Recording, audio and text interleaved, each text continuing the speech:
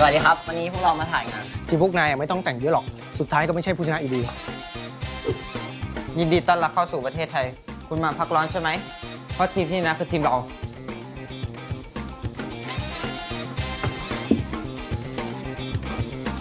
ฮะอันนี้อะไร Rapaziada, cheguei do Brasil, os caras italianos me dando lencinho. Isso aqui é pro choro de vocês, rapaz. Ó, vocês são muito ruinzinhos, ó. Ruim. Aqui é o Brasil. Vamos bater nesses caras aqui no quintal da casa deles. Hey Brazil, mending kalian balik aja ke lapangan bola. Kalian nggak akan bertahan di FFWS tahun ini.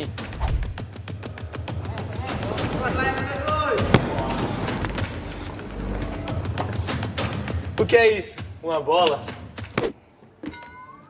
Ủa, cái gì vậy? Hình như ai gửi cho mình nhờ. Chắc là thiếu fan của Vũ. Đường ghê. Uy, eso está bien tierno, ¿verdad?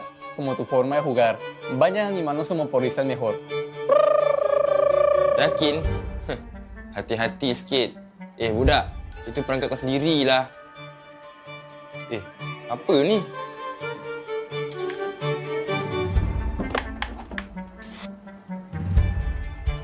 Badut. Ustedes ridículos sigan payaseando. La confianza es nuestra fortaleza y estamos tan seguros que podemos ganarle hasta con los ojos cerrados. Ý hay đấy, nhưng mà mình sẽ cho các bạn ngủ thật ngon dưới đấy, bạn xếp hạng.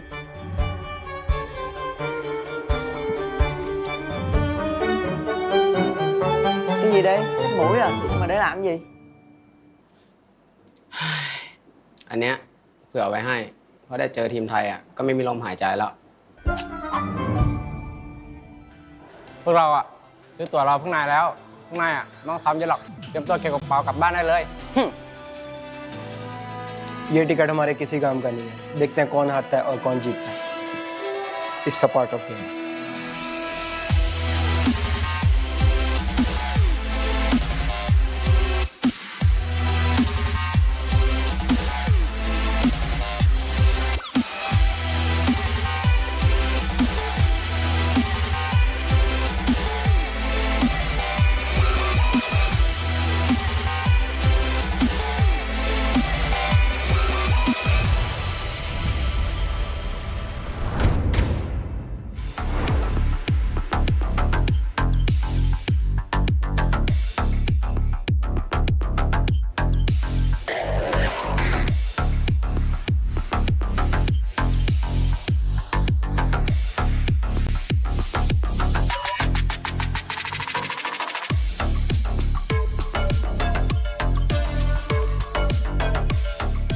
Hello survivors and welcome back to the Free Fire World Series 2023, and what a way to open the day for week 1, day 2 of knockouts. I have to say, gentlemen, I love that opening. For anyone that may have just tuned into the broadcast or is a little bit late to the show and missed out on day 1, don't worry, my name is Dana Lee, and of course joining me are our wonderful casters, the Mustachio AJ as well as Husky.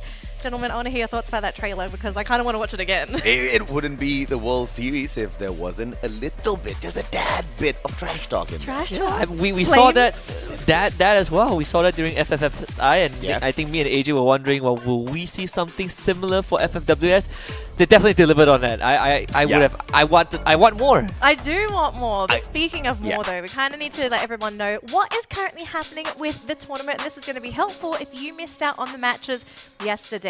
So for the entirety of the tournament format, we are going to kick things off with the knockout stage that's going to be happening this weekend. Now, of course, these teams are trying to aim for top 12 because if you don't make top 12, you are out of the competition and nobody wants to drop out from the get-go. Now, we do have the prize pool on the screen as well, with first place taking home a $300,000 prize. And of course, we had the MVP award, which is going to be a nice bonus for the best player of the tournament. I mean, if you go back early, you had a good holiday in Bangkok for more than 3 weeks, plus $18,000 in your pocket. I mean, I wouldn't cry myself a river, but I definitely want to get into the grand finals. And for me, I hope that we don't go to the tiebreaker scenario, right? Yes. Because the tiebreaker rules are pretty brutal if we go down to that final, that last condition, the survival rank for the last round. We've never had that happen before, and I hope we never have to get there. But we also have the team list. Play for today is between Group B and Group C. Group B, Furious Gaming, WASK, RQ Kazu, God of Wolf, C, Triple G, and WAG. We saw them yesterday. They're going to play again today. Yep, and now we are going to be introducing our new grouping for the day. AJ, can you introduce Group C for us? Absolutely. We've got the Brazilians loud, and they're going to try to make it as loud as possible as they scream booyah by the end of the day a couple of times. Esports from Vietnam, Expand from MCPS. We've got EXPS as well, Nigma Galaxy as they used to be known, OSK, as well as PocoStar from Indonesia. Yes, so we do have Group B and C playing today. Now, do want to remind our viewers, today is going to be the last day for Group B. Yeah. So this is their last hurrah. Whatever points they're looking to get, it's going to have to be today. Whereas for Group C, it's going to be their debut. And I kind of want to say they have an advantage here because they have seen these teams in Group B already play. Yep. So they've got a little bit of information to work with. Speaking of information, here are the overall standings from yesterday. So this is the current standings for teams in Groups A and B. The teams on the very right with 0 points, that is all teams from Group C. They have not played as of yet, so they are playing catch up with everybody in today's games. Now, of course, our game schedule, it's going to be pretty standard across the board. Just like yesterday, we're going to kick things off with Bermuda.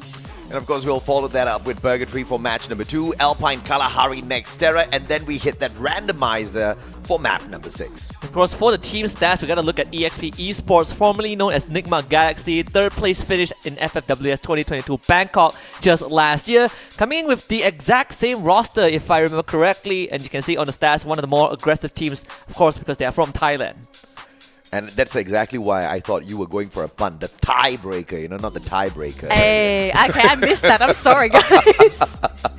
I mean, A124, no doubt whatsoever. Definitely one of the most abused characters out there, especially for all of these rushes.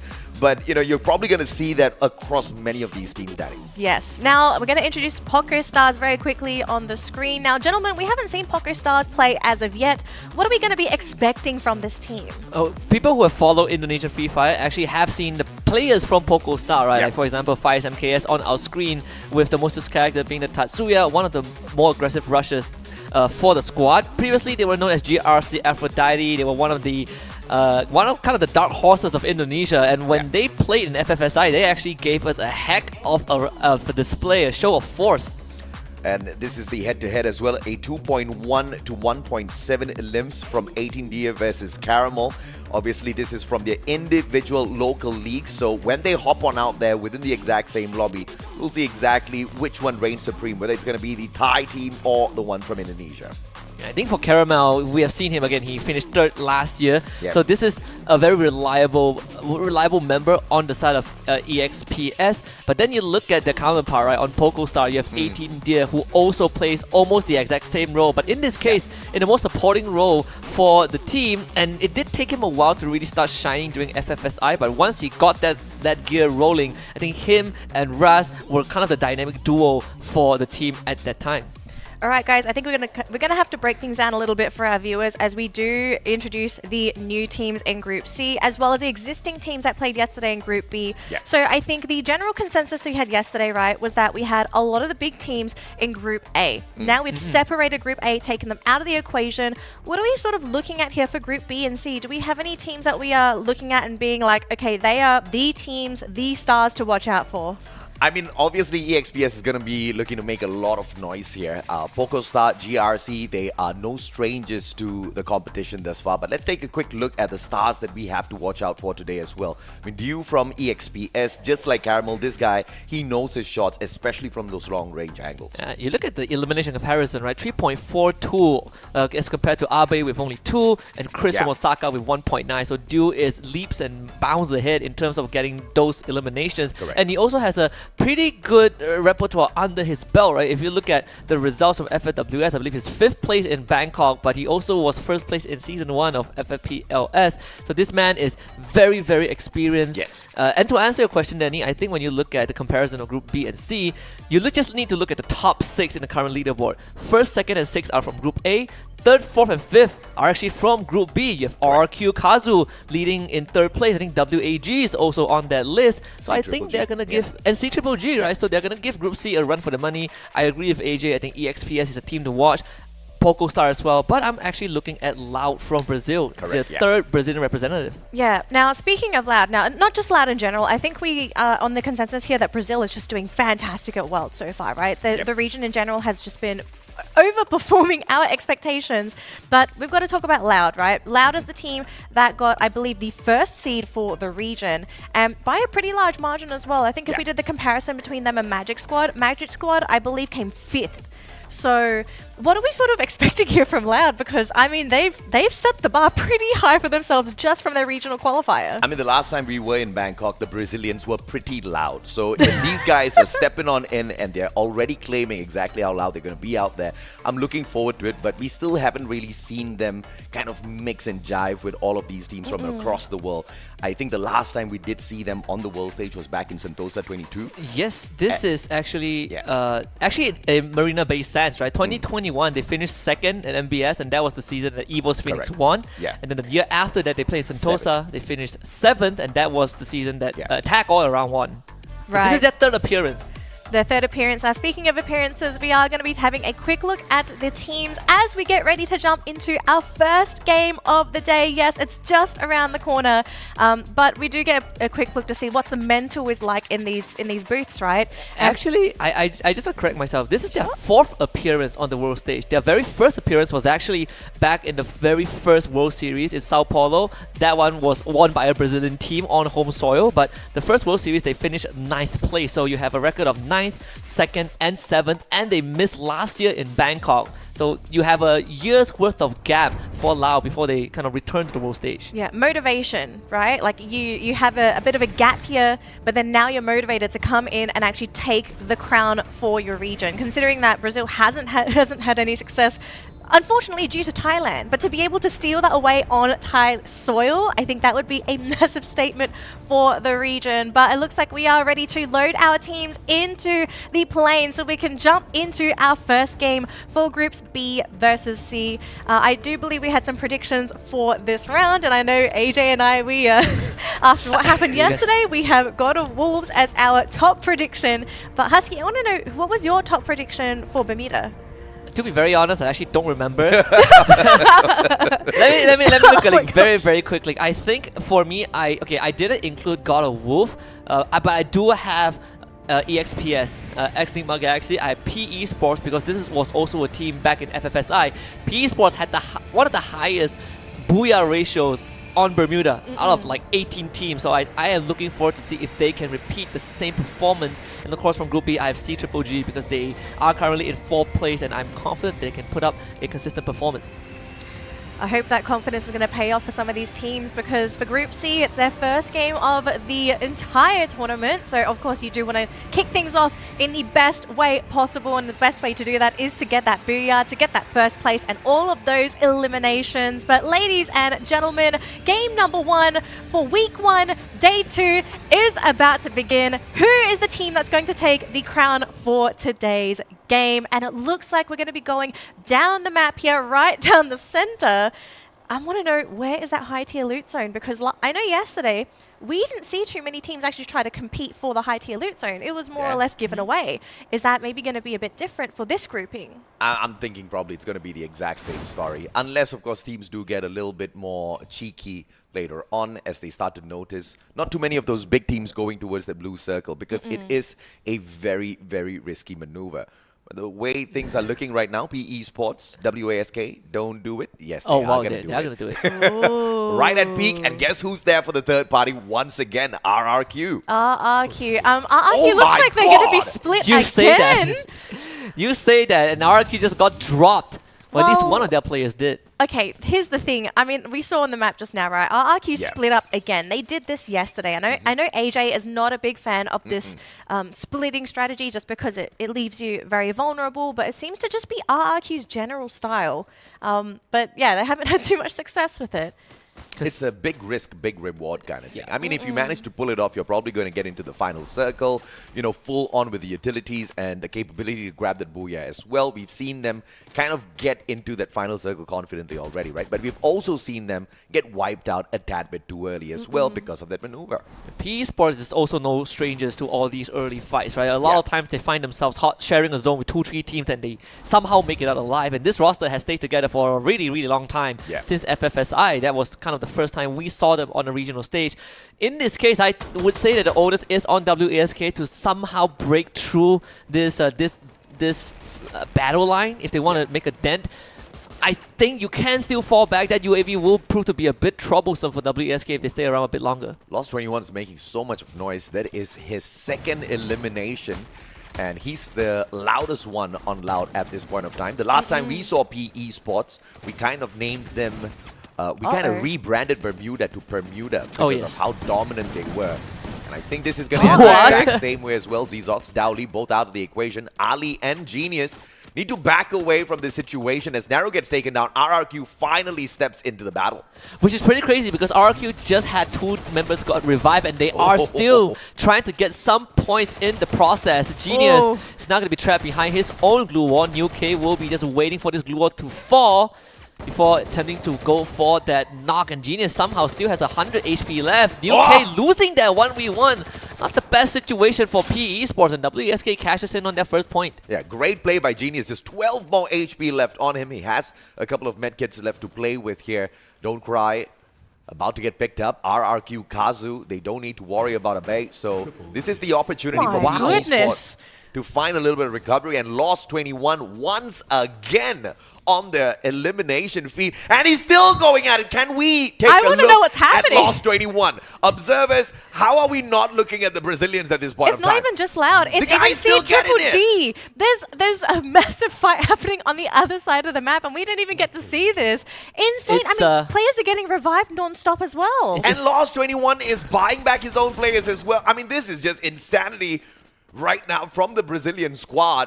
We missed a majority of that, unfortunately. It's too brutal. We can't show it. You know, they're kids watching this broadcast. I do have Loud on my top 3 prediction, but I didn't expect them to start off Bermuda on such a strong note. I know that when we look at Purgatory and perhaps Alpine afterwards, Loud is going to have a great run, but this is such a good start for them. PE Esports able to bring the whole team back, and they actually got 4 points out of everything. And you look at the total team count, all teams are still in this game, and I say that Lost 21 just wiped out C-Triple-G. Loud didn't wipe them out. It was just 21. I mean, that guy's just insane on another level. New K gonna take that out of the equation, and it looks like PE Sports once again gonna pretty much own Bermuda as what they did at FFSI. This is a opportunity for PE Sports now to pick up all of the loot off of the crates of their opponents, continue towards this next circle. But God of Wolf, on the other hand, Poco Star. Let's see if or not they can hold up against the Indonesians. We do need to remember as well, right? This is the map that God of Wolf specializes in. So we'll have to see if Poco Stars can break through this. Because if they can, that's going to be a huge statement for this team. I think Raz just broke the Sonya on one of the GOW player. Yeah, Izagot stood no chance. They even have a grenade launcher this early on in the hands of Liam. This is not looking good for GOW. Instead of UAV being sent out, and that means that everyone gets pinged out in the building. So this makes things a lot more complicated. GOW split from one and another. You gotta take these 1v1s, and Raz is not the easiest target to fight alone, let alone when you have members that is fighting beside him. So that's 2 members of GOW down, and Poco Stars is not done just yet. The third one also on the menu. Poco Stars making quick work of GOW. Yeah, 18 Deer with the Mac 10 in hand. All they do is just leave Dian all alone. Poco Star will have to be a little careful now. Here comes Furious Gaming. Furiously straight up towards them. Raz down on the ground. No recovery from them just yet. And Bad will be able to claim that elimination point as Furious Gaming push Poco Star back. Now, there is a vending machine there. They've got more than enough money to buy their team member right back. So Poco is not going to be too sweaty just yet. Not too hard pressed. They got to find that opportunity to actually get past them. So, bit of a stalemate for both of these teams, but we are going to switch on over to a different perspective here to see what is sort of happening. And looks like we get another God of Wolf player down on the other side of the map. But WAG so far actually looking to make a bit of a push happen up here, but again, not really too exciting around here. I'm kind of wondering what's happening with Loud. Well, they went silent. They went silent all of a sudden. I think 21 was like, okay, guys, I need a breather. We just need to chill for a little bit. I think they did use quite a bit of their utilities as well. We saw a couple of grenades getting chucked at their opponents.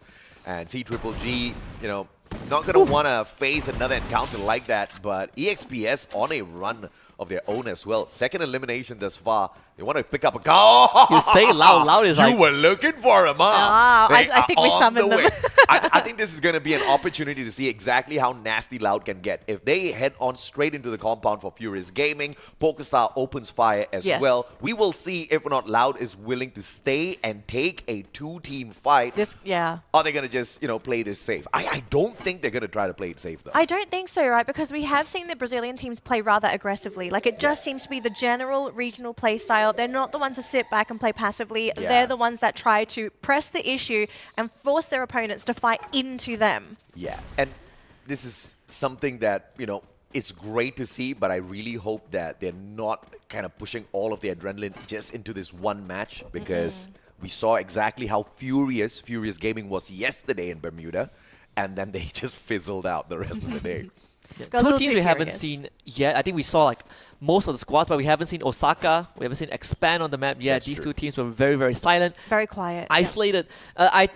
Interesting enough for Expand, right? Usually you would see them around the area of Peak, but definitely not in this round. They switched it up a little bit.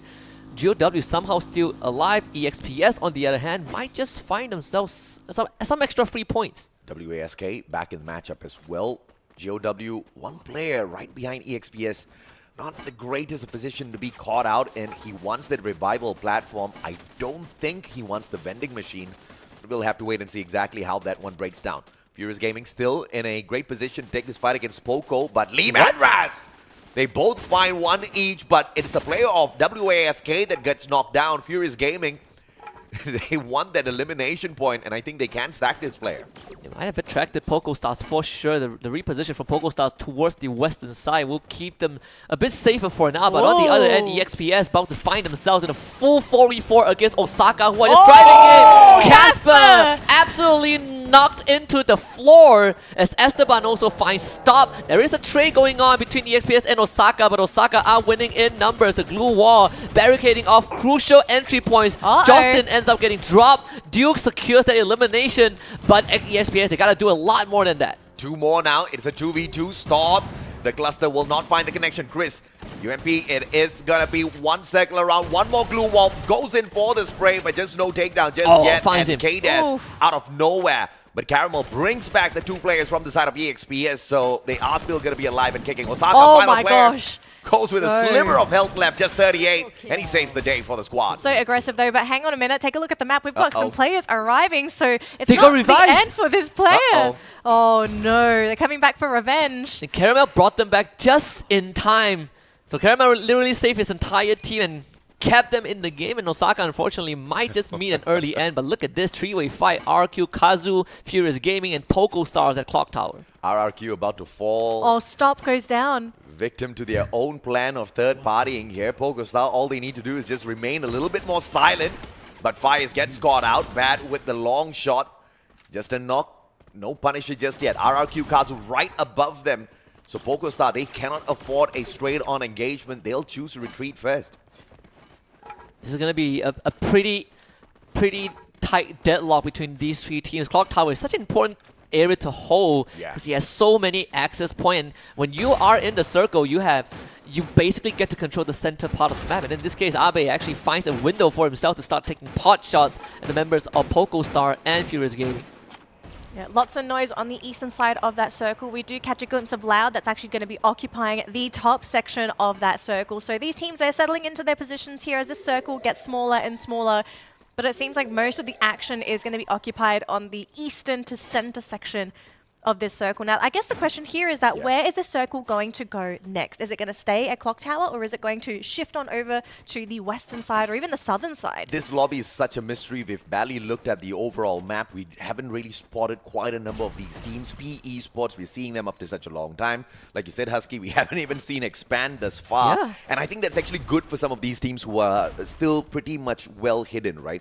They've got the utilities that they've been picking up thus far. They haven't really gotten into any strong engagements to waste them. So that puts them in a strong position in the final fights. Now, Esports even showing their face on that eastern side of the circle. So the majority of the teams left in the lobby are actually just centered around this very small section of the circle. Yeah. But no full engagements here. I think there's a lot of respect being shown in this lobby. These teams, they could go head to head if they really wanted to. It's a little bit too soon though. If you can, try and take the safest shots.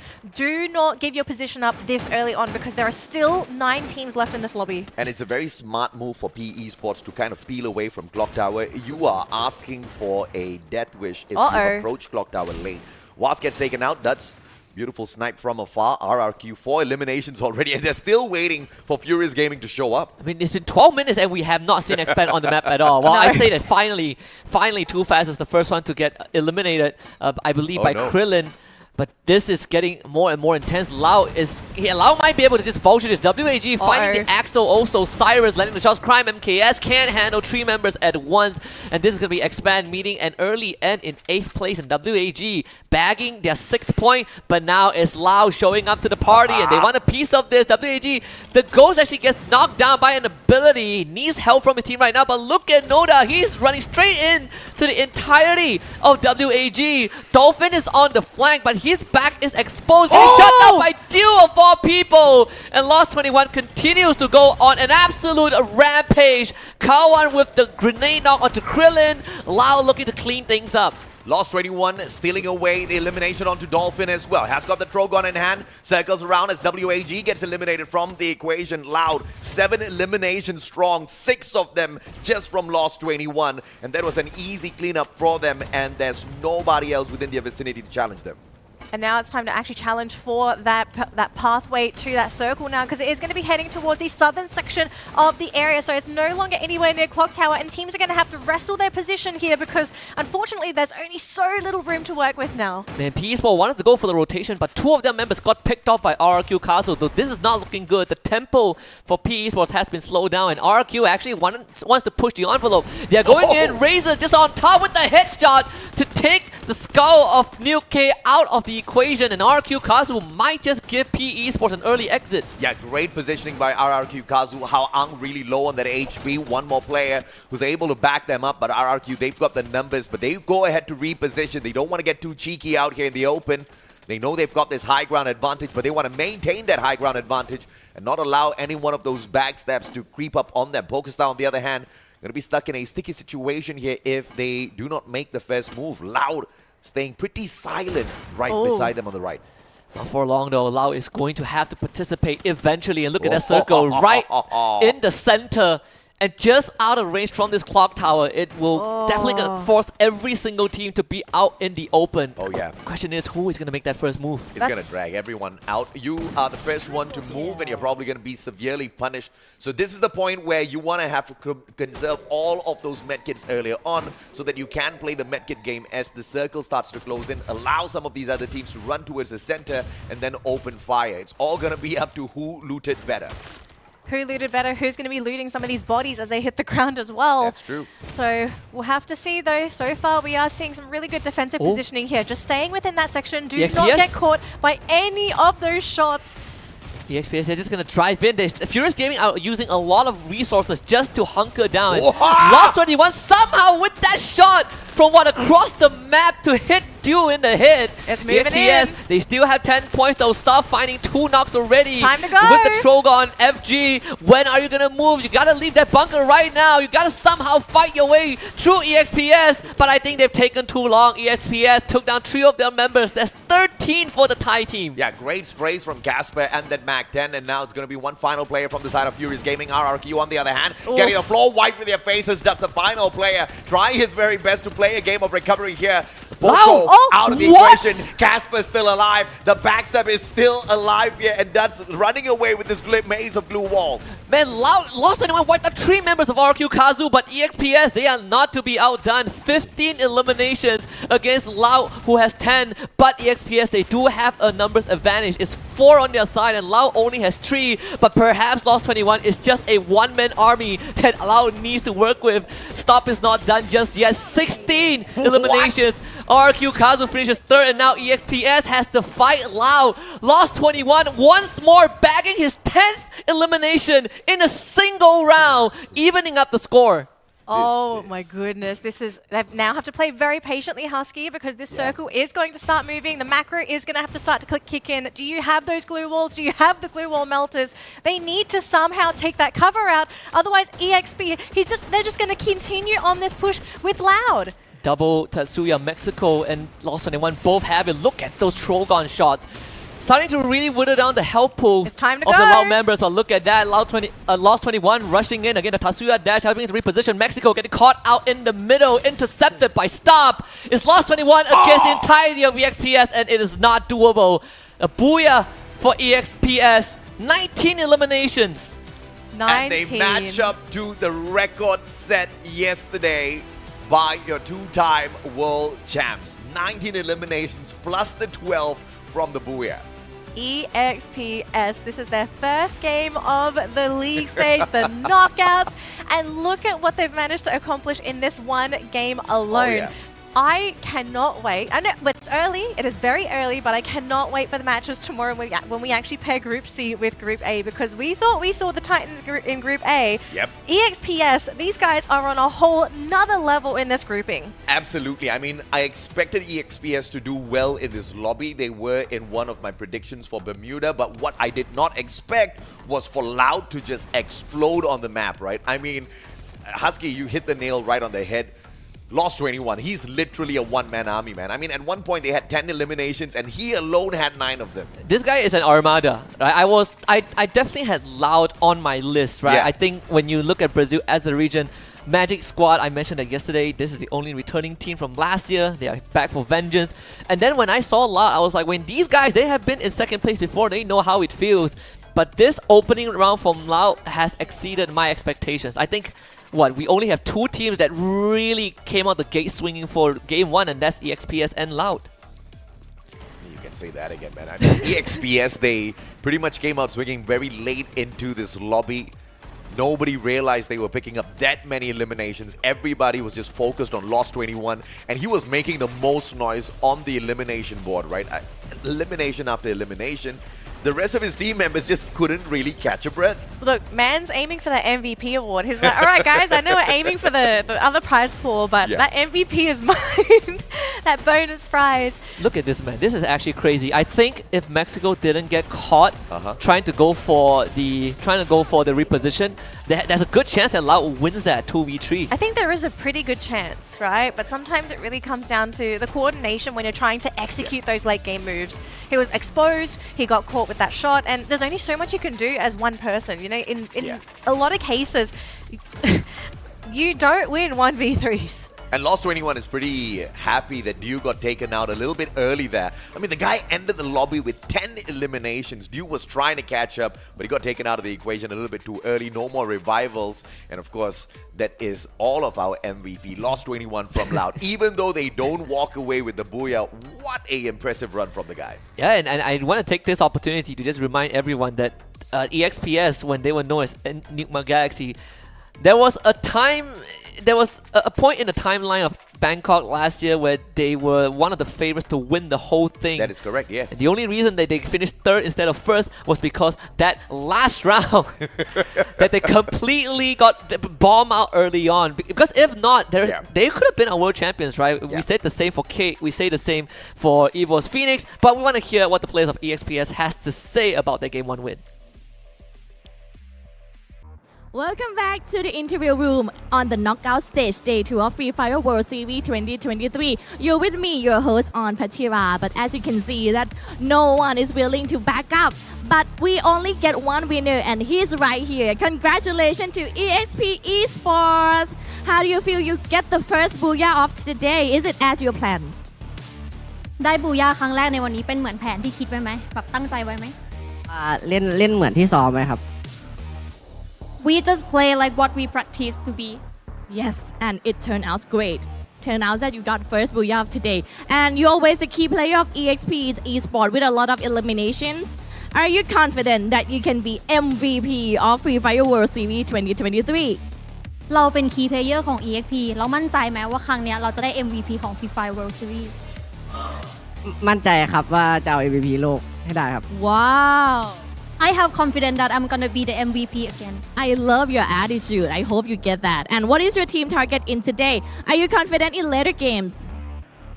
วันเนี้ยทีมมั่นใจมากแค่ไหนแบบของวันที่ 2 ของการแข่งขัน มั่นใจเต็ม 100% ครับจะทำให้เต็มที่ที่สุดครับ I have 100% confidence and we gonna do our best Are there any words you want to say to your opponents? มีข้อความอยากฝากถึงศัตรูทีมอื่นไหมคะ ไม่มีครับไม่มี So I don't have any So anything to say to your Thai fans? Since yesterday, a lot of comments were calling your teams to be MVP and to be the winners.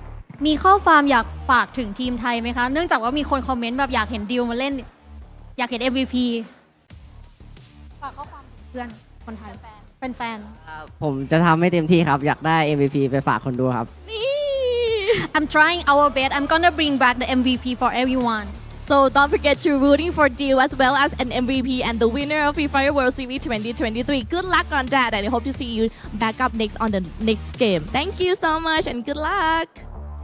Back to you, Shoutcaster. Man, oh man, this guy, I've got nothing to say to my fans because we're just going to show it to you. That's the statement I got from him. He didn't want to say anything to his fans. He's like, it's fine, guys. We're just going to win every single game. That's what we're going to say to you. I mean, he has all the rights to say exactly that. Yeah. First match out of the gate, they match up to the record set yesterday. I mean, you know, not everybody can get a job done like that. I mean, that was just clean execution. The average points that you would expect from a team is 20, 25 and above is very good. 30 and above, you are a monster. Insane. And speaking about monster, look at this Brazilian man. This lost 21 from Lao. 10 eliminations in a single round. I don't know what he had for dinner, but I know Thai food is damn good when you can perform at that level. But of course, the MVP of this particular lobby will be due. That I disagree, though. I think it's Labs. I'm pretty sure it's disagree. Labs, yeah. I mean, yeah, EXPS, they walked away with the booyah. That's good. But it's got to be lost. I think we all agree it's lost. Yeah, I mean, there's no way, man. You walk away from the lobby, 10 eliminations, and you're not the MVP of the lobby. I mean, Dew kind of clunked out a little bit too early. But, you know, we'll give it to him. If production says Dew is your MVP, he is your MVP. We'll see if we're not Lost 21 can grab it in the next 5 matches that we've got. There's plenty of time. So far, we only have 3 regions that got booyahs, right? Vietnam got 2 yesterday, courtesy of GOW. Buriram got 2 for Thailand. Magic Squad got 2 for Brazil. And now the first booyah still went to Thailand. Now it's courtesy of EXPS Esports, seemingly holding the torch, carrying the torch from Buriram. A massive lead as well for EXP Esports. 31 points for their first game of the day, and we still have 5 more games to go. Now, of course, Loud managed to pick up 20 points. Very significant for this team as well, but I mean, to start off with 31. I'm just wondering, how fast are they going to catch up to top 3? Like, very fast. Buriram is at risk, right? Yes, yeah. Magic Squad is at risk. Easily, both of these teams could be overtaken if EXP just continue with this performance today. I just want to give context on how crazy that round 1 was. Yep. They got more points than Hotshot WASK combined. These guys played, WASK in particular, played 7 rounds. Yeah. And they still could not score higher than EXPS, who just played 1 round. Jeez. That was a deep wound, and you just chucked a bunch of salt into it. Oh, I'll make it worse for you, GOW's bootlickers. GOW finished 53 points yesterday.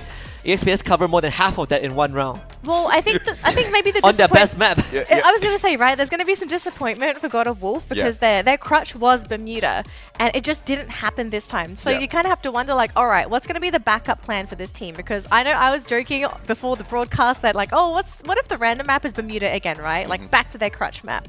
But if they didn't manage to maybe make top 3 in this round, what's to say they're going to ever make top 3 again if we... Let's say we do get Bermuda as that random. I mean, luck is always there. They Luck struck is it always twice there. yesterday. Man, you're thinking about top 3. I'm thinking about top 12 at this point. Don't be so mean, guys. Come on. I'm pretty sure they can jump right back. Hey, They're okay. still there. They're still there. Providing I'm loud. not blaming anybody, okay? I'm giving everyone a chance here. It's Husky. This man's ready to fan some flames. He got motivated after that video. Okay. Okay, I mean, I think the players alone can trash talk each other. We'll just give them emotional support from the corners, right? But you know, I think we're gonna have an explosive one from Loud once again. I'm expecting them to make a lot of noise in Purgatory. I did not expect that in Bermuda. So if they were already capable of doing that in match number 1, I'm thinking game number 2 is going to be so much more harder. But now the biggest question in my mind is, what is EXPS going to do about this? Because once again, it was not just a booyah. It was such a massive one, such an aggressive one with so many eliminations. Which is crazy. I want to look at our predictions because for me, when you look at Purgatory, I got 2 out of the 3 teams right already, right? EXPS, Loud, with PocoStar. For me, it's in no particular order. I think they all are impressive. I think PocoStar definitely needs some time to warm up, but the other 2, well they're great. I'm still waiting for my boys, RRQ, to warm up. You know, this team is still a little bit cold. They're still running these really weird split up when the game starts strat. Like, and that actually should make you really, really confident, because even with all of those insane strategies and kind of like matches being thrown one after the other by RRQ, they're still not at the very bottom of the leaderboard. They're still pretty much in your top 5, right? So this is very impressive out of RRQ. Yeah, you say that they throw the matches, but they finished 3rd yesterday, right? We kind of agree that they are sort of the sleeper team. Like, you don't really notice that they are there, but they're actually pretty up there. Yeah. So I'm going to give you a fan's perspective, because that's sort of what I am at this point, right? A fan. So as a RRQ supporter, I guess the main concerns we may have as supporters is that we haven't seen a case in today's matches or yesterday's matches where we thought like RRQ looked really good in an engagement. They seem average, they're consistent, but it doesn't give me enough hope to say like, okay, they can actually take the trophy. I mean, arguable, mainly because of how aggressive some of these other teams are, like EXPS as well as Loud. You know, you don't really expect a lot from RRQ because they're just not coming, you know, they're just not bursting out of the gate. But it's very respectable that they were able to finish in such a decent placement with, you know, strategies that are not supposed to take the cake at the end of the day. And I think they are forcing this on purpose. They are very confident that they can get into the grand finals. So they're trying to split up as much as possible, use the knockout stages just purely as a training ground to see exactly how well they can match up in some of the gunfights against some of these other squads. And it's brilliant what they're doing, because if they get used to the gunfights a little bit earlier than the rest, because they are forcing it out of themselves, they're going to be a menace to deal with in finals. I hope that's the strat. I want to add on. I think it could be. I also want to add on to that point as well, because RRQ Kazu isn't really a team that is the most aggressive or explosive when it comes down to close quarter combat, right? You look at the games that they win or the games that they perform really well. Usually, they excel in long-range pickoffs. They are stealing eliminations away. They are opportunists. They are a slower team compared to teams like Lao, Buriram, or EXPS, and that could be a good and a bad thing. I think it becomes a bad thing when you have to play in the final circle, because these aggressive teams generally beats you, right? But it's also a good thing because you get to be opportunists, you get to take early points for yourselves to keep your team afloat. I think it also comes down to the shot call of Legolas. What does he want to do with the team? If the decision is to split up early on, I have no problem with it, because they've shown time and time again that they can recover. I've got a huge problem with it. They can recover, but I would prefer to not waste time recovering. I mean, I think the early stages of each and every single match is so crucial for the looting gameplay, as well as prepping yourselves up for the 3rd to 4th circle, right? That's something that RRQ hasn't really focused on doing, but when they do start focusing on that though, that's exactly when we're going to have to pay a little bit more attention to the squad. Well, we are ready to jump into game number 2. We are flying into Purgatory for our second game of the day, and the question is going to be whether or not is it going to be EXPS to take yet another booyah after an explosive start on Bermuda, or are we going to see a new team today pick up that booyah for our second game? As the teams, they are going to actually jump into this game, and it looks like so far we are seeing only EXPS going into the high tier loot zone. We can see WAG considering it, but I think if you see another team already there, you're going to have to forfeit that. It's a very scary engagement if you want to commit. Oh, they're there. Big risk, big reward. I mean, you hop on in, you've got no idea exactly who you're going to be shooting at. Go ahead. It's a golden start if you're at EXPS, right? You get a high tier loot zone. Okay. I also see PocoStar playing a very similar strat to RRQ here. Indonesia just seems to love to split. I think when you're playing around Mode House, it is more acceptable because Correct. it is a more isolated area. And nobody goes to Mode House. It's these kind of days. like Intellect Center for Nextera, you know? They didn't it's- see anyone I anyway. mean, dude, we saw a lot of people at Intellect Center yesterday. That was like, an for exception. Some weird reason. For some weird reason. But normally, it's like, yeah, sure. It's like when you drop on Sentosa, that's also one of the few areas Yeah. where you can just be like, no problem. Esteban just punched UK down, and the guy is knocked down to the ground. Let me this Brazilian And he team. takes him out of the equation. Oh my gosh. Well, at least there's a trade, you know. At least there's a trade Oh, back. if only we could have seen it. Oh, geez. How did it get to this point? They hot drop each Desperation, other. God Husky. of Wolves just watching from afar. Man, Osaka gotta run. This is not a fight you want to take. If Coast can't get out of this, the rest of his team will not be getting out of this. Chris getting away with a Oh. sliver of health, but how no idea which angle he got that from. Nag 7 in hand. Oh. And the auto shotgun will be able to find the second knockdown. Esteban long gone in terms of capability to get back into this fight, and it's all up to Coast! Oh. GG, brother. How on that right-hand side flank. This is going to be the end of the guy. Oh, this team is... Osaka horribly crippled this game and already yeah. eliminated. They got nothing done this round. Unfortunate for Osaka. But that is sometimes going to end up being the case if you end up dropping with another potential team. So Osaka will have a little bit of extra time to consider what to do for their next round. But this, yeah, if you're Osaka, you're going to be pretty disappointed dropping this early on. But I will tell you what Osaka achieved. That there was a team in FFSI called Alpha, and one of their dreams throughout the whole league was to knock someone out with their fist. Osaka achieved that. Yeah, without the cloud. I'm pretty Yeah, sure. without the cloud. That was probably the funniest thing we've seen that time. Uh-oh. WAG showing up. WASK will be the target. It's not looking too good for them though. This is a pincer maneuver, but WASK does have that one player from afar. He needs to help his team right now because they are getting picked apart. Goes with the Trogon. First one down already on the flank. Dowley. Good glue wall just to keep him away. And now in a 1v2 goes AUG in hand as well. Krillin does take Dowley out of the equation, and WAG barely breaking a sweat in this engagement. Barely breaking a sweat, also getting a number of eliminations as well. So a great start for the team for WAG to pick up those elims and also potentially cripple their opponents. So we've seen a couple of eliminations so far, just one team fully gone in Osaka. Now we are going to see Loud's perspective here as they've actually run into P Esports. We got Cowan 7 all on his own. He's got some backup behind him, but no easy shots. Landing a couple, but no drops yet. The guy not even playing with his blue walls because he has absolutely none. So therefore, offense, the best defense here. Don't Cry has to back away. Both of them have the exact same gun. AC-80. Double on the shot. You get doubled up on the damage as well. Don't Cry. Good back away as Nero drops by to say hello. Backing him up with a couple of shots.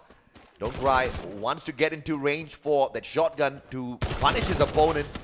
It's not going to be easy though. It's a 2v4. Yeah. Nice. Disadvantage for Lao, so Cowan ends up first one to go down. Lost 21. The Sonya popped, but unfortunately just overwhelmed. Esports finding two stragglers from Lao.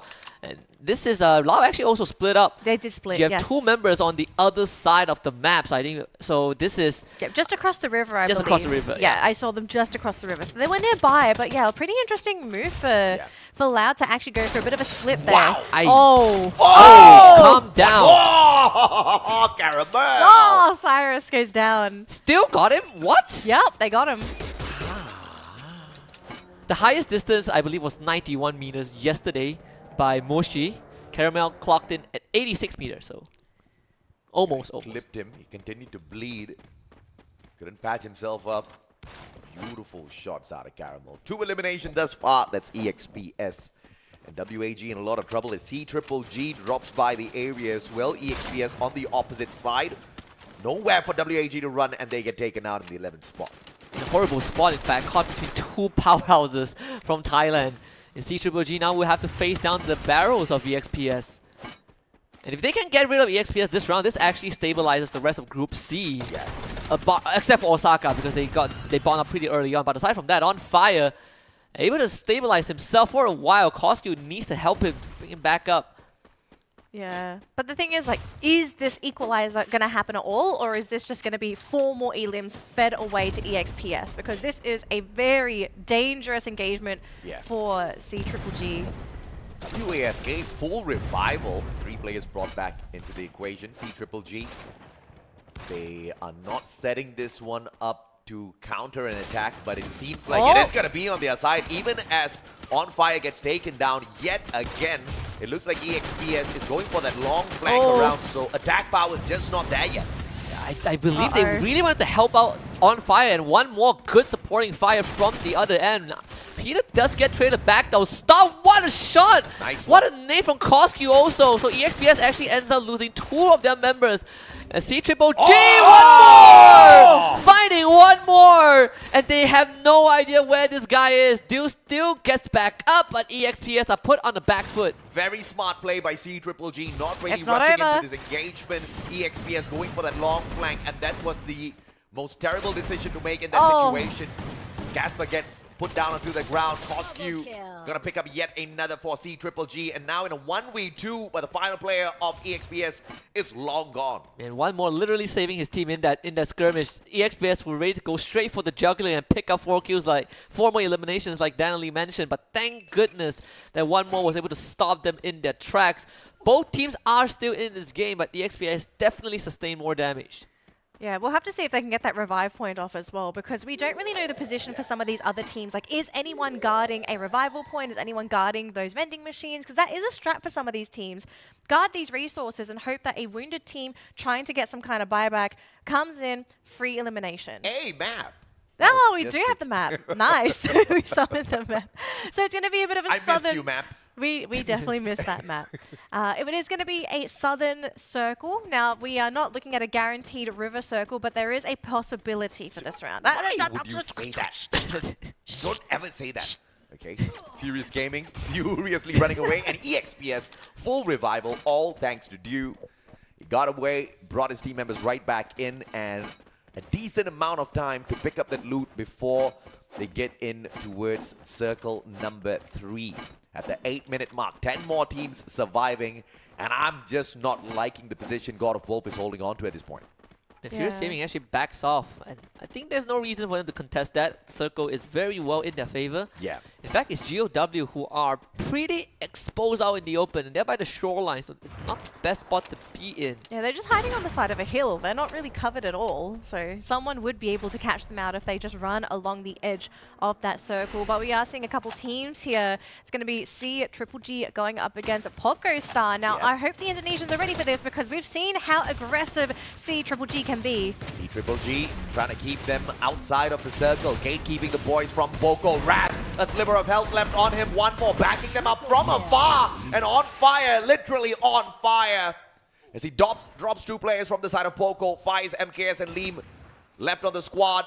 Liam tops his health right back up, but the circle is going to be tagging away at his HP little by little, and C-Triple-G, basically the winners of that skirmish, succeeding in their venture to keep PocoStar outside the circle. My god, the amount of explosives sent towards Liam's way is not really good. Wow, Peter actually the one to find the knock. So secures the 8th point for C-Triple-G. Beautiful stuff. 8 eliminations, that's just insane if you're C-Triple-G. And it looks like EXPS Dew is back in the game as well, moving towards the circle from outside as he rotated pretty far away to play that revival point. Esports, Hao Ang all alone. And He might be the one to actually spot God of Wolf here. So oh my. I'm more concerned about FG, yeah. FG, I'm more concerned about FG. They did use the binoculars. I believe they spotted out at least 2 members of GOW. But if they don't know where FG is, I think PE Esports might just end up receiving the shorter end of the stick. Yeah, God of Wolf, all they need to do is just circle around towards the left, and that's going to pincer PE Sports in a very, very bad location. But it is going to be dependent on whether or not Furious Gaming does push out of the defensive compound, which seems to be... They're gonna do it, I think. Yep, They're very doing it likely. now. Here comes Furious Gaming from up top. They've got that high ground advantage. Poncho once again, grenade, but the ice grenade response comes through from the players of PE Sports. Oh, and Loud outside Esports. the circle, they back no. away. This is such a risky one. And Loud coming in to make some noise as well. Yeah, I like the moves of PE Sports. You peel backwards, you now push uphill to try and get FG out of the way because GOW is no longer a primary threat. With that being said, not only Loud has joined the fight, but Expand also wants a piece of this. This is gonna get messy. Expand about to run straight into Loud, who are busy dealing with FG, but Expand has drawn their attention, and the Brazilians are not gonna let this go quietly into the night. Lost 21, already pushing forward with the rush, and just finds the hit of too fast before he could even react. Due from afar, Peter down on the ground. C-Triple-G getting tortured as well by EXPS. Too fast pick right back up, and it looks like Expand retreating. They do not want to play this fight against these players from the side of Loud, and they just want to hunt down the circle. PE Sports going to keep Loud outside the circle as Expand gets away. And PE ends up losing one of their members, and in fact, Expand ends up running into Furious Gaming, so PE and Expand are not having the best time. Don't Cry really wants Noda, but he heals up just in time before the knock even comes true. The nade finally does get him down though. Will Loud come and save their teammates? That's going to be the main question. There is a buy point nearby, and Noda, he's in a really rough spot. Don't Cry makes sure he stays down, and Loud is out of it. All Esports needs to do is just keep an eye on this vending machine, and Loud is not going to have a choice at all. They have to rotate with 3 players. But Kawan still finding Cobra as he gets into the circle. This insane stuff out of Loud. Insane stuff, Adelaide. These teams are also on a timer because this circle is rapidly moving inwards, and these teams, if they don't get out of this soon, they're going to take critical amounts of damage. It's going to blow through all of their health kits as well. They need to keep their macro up as well. You know, looking for these elims, it can get greedy if you overcommit for these eliminations. Argentinians trying to pull a quick one over the Brazilian squad. Oh, Pocket. I mean, Volley is the only guy left for his team, and he's not making it easy for everyone else. Bad one save, but Volley still somehow stays in the round. But Expand, unfortunately, I believe, did lose another member. Wiped out GOW in 9th place. C-Triple-G with 2 members left, 12 eliminations. PE Sports out of the picture as well, so we are slowly running out of teams, gentlemen, and we Whoa, know that the C-Triple-G are the elimination leaders for the lobby last time we saw, so they are going to be prime targets going into this circle as it does get smaller and smaller. We are seeing RRQ here with a gatekeep, and so far being very successful as they are in... Nobody is contesting RRQ. They are free to go in. There's actually no one here. This might be the game for RRQ to take. A lot of teams actually perished to the blue, right? I believe at least 3 squads, PE, Lao, now FG. I think Expand also took a lot of damage from the blue zone as well. C-Triple-G might be the next on the elimination list because they only have 2 members left to deal with WASK. On fire, he's actually behind. Peter takes care of that 1v1 against Genius. Still getting rushed at by YNS, but it feels like WASK, they're going to slow down. Who do you commit onto if you are WASK? Peter seems to be the right choice. Mr. Ali supporting fire from afar. Trying to rip through those blue walls as well, AJ. Absolutely, but then they are going to be able to stack a beautiful maze right ahead of them as Expand gets taken out. It's a 5th spot. Peter! Still hanging on for their dear life. Peter down on the ground, on fire as well. RRQ finally hopping on into the battle. Peter survives the onslaught, tops his health right back up, and he hangs on. This surely is an RRQ round, right? Peter now has to take some damage from the blue zone. And of course, in that watchtower, he's not going to survive for long. Abe finding the 7th point for his team. And now, only 6 players left, but RRQ is the only team with the whole squad alive. Lee from PokoStar on one side, Mr. Ali on the other, and RRQ Kazu feels the confidence. They feel that this is their round to take, and I don't think anyone can take it away from them. I don't think so at all. As WASK, they will just basically both teams, they've submit themselves to that circle. RRQ, they get probably the most unexpected booyahs for the tournament. They had... Look, what? Wait. You and I both predicted RRQ. What did I tell you? Wait. Okay, here's the thing. I've been supporting RRQ since yesterday, all right? So you don't speak to a true RRQ fan like that, all right? What did I tell you about RRQ? Not the most aggressive team, but definitely opportunist. And that was exactly what got them this booyah, right? They never really took any head-on fights. They were just waiting to vulture these points. You know what? They found the right circle. I really think one of the biggest factors this game was the fact that these teams played so aggressive outside the zone, right? We saw so many teams committing for these eliminations outside the zone. These fights took way too long, and by the time they tried to actually come back into the zone, they had to fully commit to the fights, otherwise they just got nothing. As I watched all of those battles break down outside the circle, I started laughing because I kept remembering something that my wife has been telling me recently. Uh-oh. Yeah, she says, play stupid games, win stupid prizes. So they were all outside of the circle. I don't know what they were fighting for because there should have been a truce instantly at that point of time. Obviously not run into the circle, not run into the safe zone together, but split up, run in different directions, just get to a safer zone first. Because there's no way in hell you're going to be able to survive the outer circle at that point of time in the matchup where it's just going to hurt way too much. Plus a couple of bullets your way, you're going to turn into a loot box, right? So I mean, it's easy for us to say that when there's no like $300,000 on the line for us in particular. PE Esports had actually a fantastic opportunity to peel away. They didn't need to take that fight against Loud. Obviously, they didn't know who was there in front of them, but you know, the circle was moving way too far away from them. They obviously have the mini-map on their side. So it's just that one lapse in judgment. And by the time they all started to make a move to look for that safer zone, they were just so far away and they just had to keep wasting all of these medkits on the way. I mean, to be fair, we can kind of understand the position that they're in as well, right? Because in most cases, if you turn your back to a fight, then there's a chance you're just going to be shot in the back. And, that is true. You know, that's a free elim for the enemy team. So sometimes I think these teams are looking at the pros and cons and maybe they're thinking, all right, there's no way we can safely get into the circle. Let's commit to the fight, even though we're going to lose this. If we can get those eliminations, that's compensation for what we would have inevitably lost anyway. I think if Lau didn't show up to the party, then there's a good chance that either Furious Gaming or PE gets out of it. But to make things worse, Expand also showed up, and PE, I agree with AJ, they had a chance to walk away, but they saw Lau exposed and they were like, let's go back in, and they lost that fight against Lau. And Lau was like, well, we won that fight, let's try and get more. And then Furious Gaming was like, no, you're not running away. Argentina is here to play. And then they started shooting at Lau, and then Expand was like, you know what? We also want to play.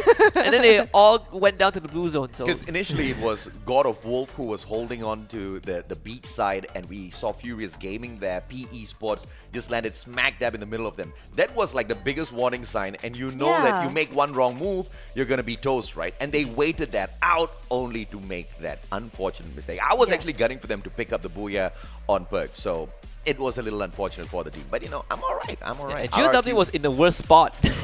If you think about it, they were in the worst spot, and they probably got the most out of it. When I say the most, they didn't get wiped out. I was going to ask, what did they get? Yeah, it does sort of depend on the circumstances. But it looks like we do have an interview, so let's head on over and see what the players have to say after getting their booyah. Absolutely unpredictable because every team has given their all absolute best in every game. But now we have the GOAT with us from RQ Castle. Welcome and congratulations. How do you feel? Your nickname is the GOAT, and how do you prepare yourself in coming into this competition?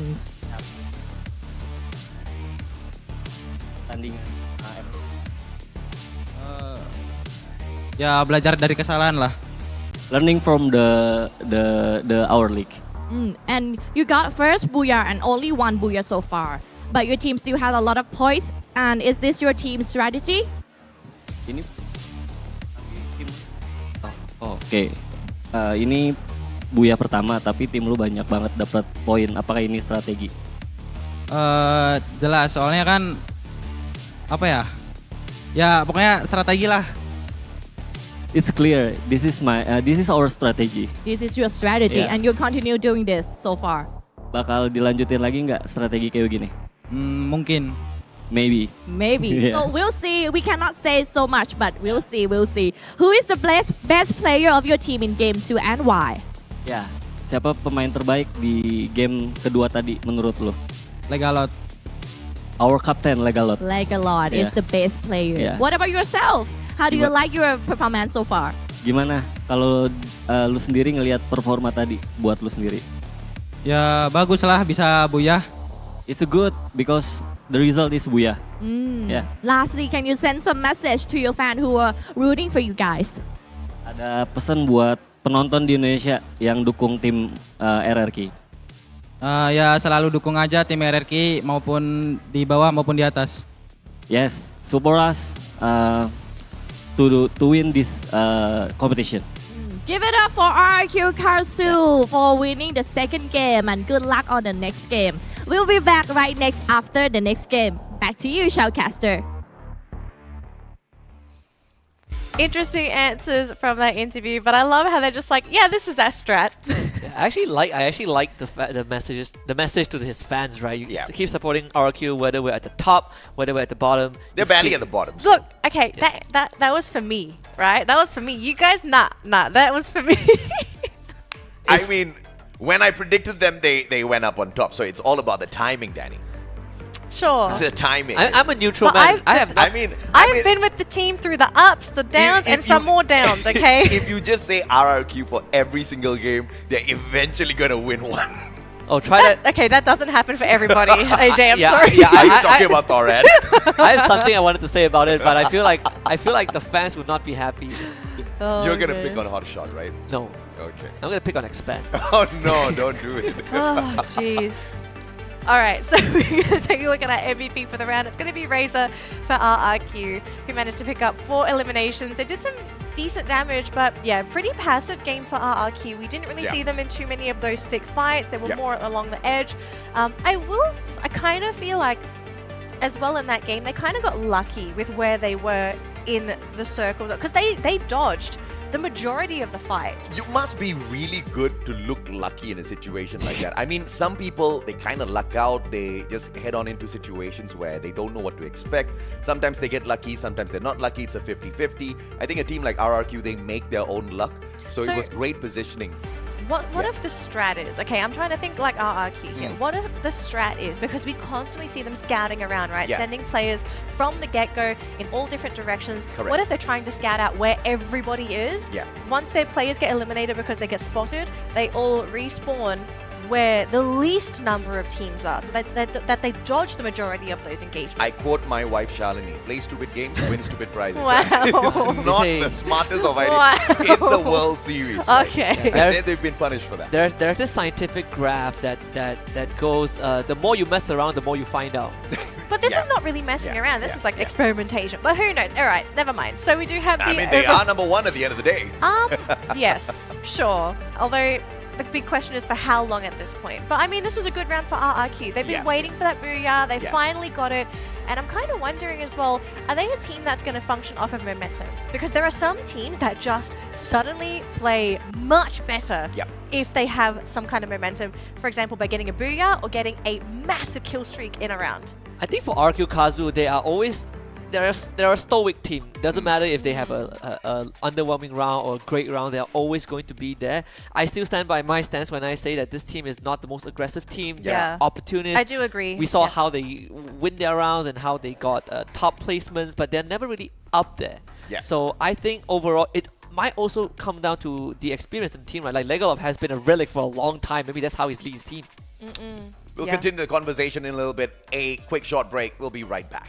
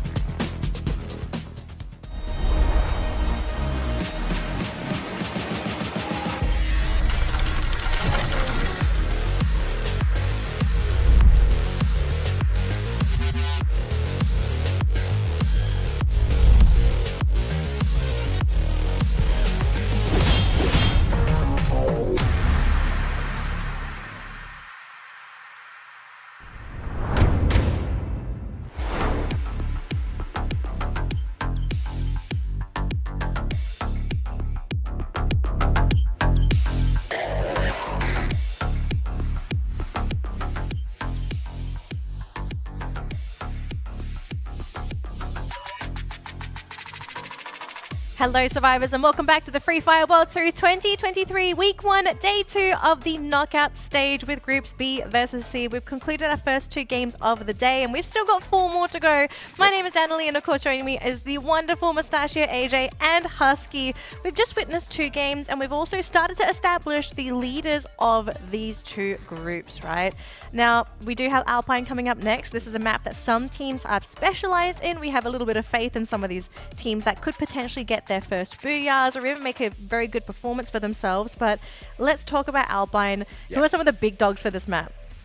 It's really hard to say from this particular scenario, right? Because it is the World Series. But individually, from their own individual regions, you're looking at teams like Expand as well as Esports who have the capability to rise up to the occasion. You're also looking at teams like CGGG who did really, really well yesterday. Yeah, I think CGGG yesterday had a slightly slow start, but towards the very end, they started ramping up, right? Yeah. Finished 4th after day 1, and even today, they put up pretty decent performances. Like the aggression from CGGG is still there. Yeah. But I think when we look at Alpine, we have to look back at Expand from MCPS. This was their signature map. When Alpine was first released, Expand was the best team on that map domestically.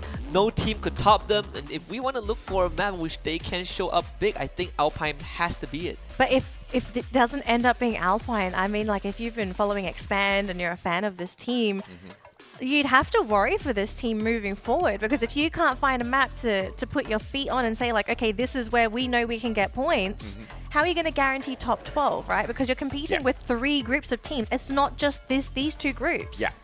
Husky, we share the same... Copy my answers, man. No, I didn't. So who did the homework Just sitting first? down right beside me. I would say I think Danny, early on you asked like are certain teams momentum based, right? You asked about RRQ, and for me they are not a momentum based team. Expand is a momentum based team. This is a team where if they get going, they get going, but if they trip over a pebble, that's where things start going They just downhill. limp the rest of the way. The problem here is, you know, I can say that, but only as far as MCPS is concerned. On the world stage and FFSI, it wasn't a team that was depending on momentum at all. There were many mistakes that were made at FFSI, which should not have been made by the team. But I also do understand that there has been a lot of changes within the strategy of the squad as well. I think the coach is a little bit more well accustomed to the players. Too Fast is really taking the helm as the captain of the squad. And I wouldn't really I mean, I did predict Expand to do well on Alpine, but I'm not expecting them to do well on Alpine alone. I don't want another God of Wolf. Yeah. I don't want someone to just perform just, on that one map, yes. And then not show up the rest of the day at all, right? It's not going to be good for the region. They are the only representatives. But what they do have to do is take good notes from some of the teams that have been able to dominate. And those are teams like RRQ as well as CGGG. Not making too much noise, not getting super aggressive, but doing just enough to get into that final circle, because you're going to get decent average points to keep you at the top of the leaderboard and into the finals. Which is very fair to the team, because they, again, right, X-Roy is out of the squad. He's now with Axis, with a bunch of, it's like a retirement home for a lot of domestic pro players. But they did bring in Crime MKS, right, another Indonesian player. So now you have 2 Indonesians in the team, the coach and Crime himself. So communication becomes a bit easier. So I do agree with AJ that change is going to definitely put Expand in a better spot. And this is also their debut as this version of the roster. And I think Crime kind of fits right in, not just because he's a great player, but because of his attitude. I think X-Roy, the guy that left the team, he was a little bit too aggressive in some of these engagements that always put Expand in hot soup because of uncoordinated pushes. But ever since Crime MKS has joined the team, they do have a very good balance of defense and offense. When the shot is called for them to go all out, you usually do see them walk away with a couple of engagements. I think the first 2 games ended up pretty miserable for the squad. The second one, of course, much better than the first, but not up to the team's own expectations for sure. On their best map, on the map that they're really comfortable on, this is where we will see Expand truly tested.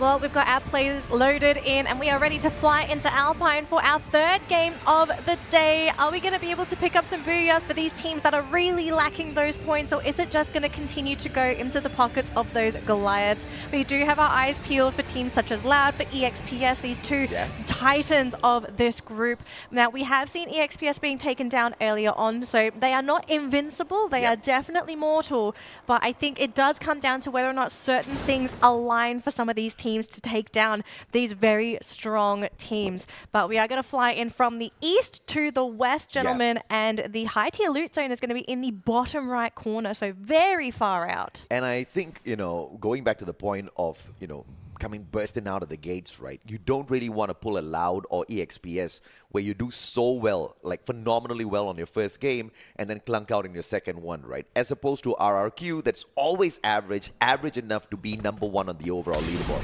I think consistency is going to be key here that everybody has to look out for.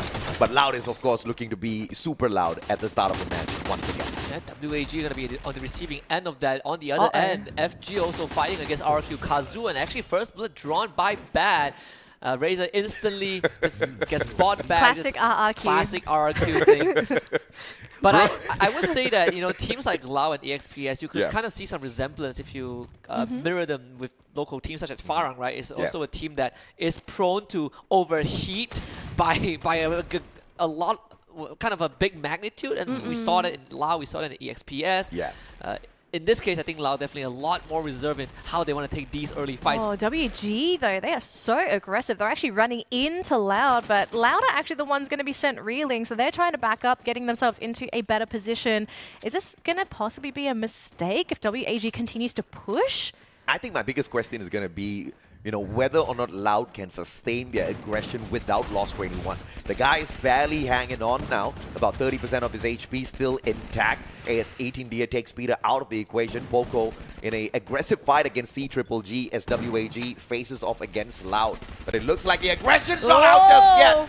A face-to-face combat, and Kawan was able to turn things around all thanks to the MAC-10. Man, WAG are pushing into the unknown. I mean, Danny asked a question about Lao, right? I feel like WAG pushing like that aggressively is actually detrimental because Lao was clearly prepared for that. If you look at the map itself, they were grouping together. They knew exactly which window to block off with the glue walls. And WAG fell for the trap. So very good decision making from Lao.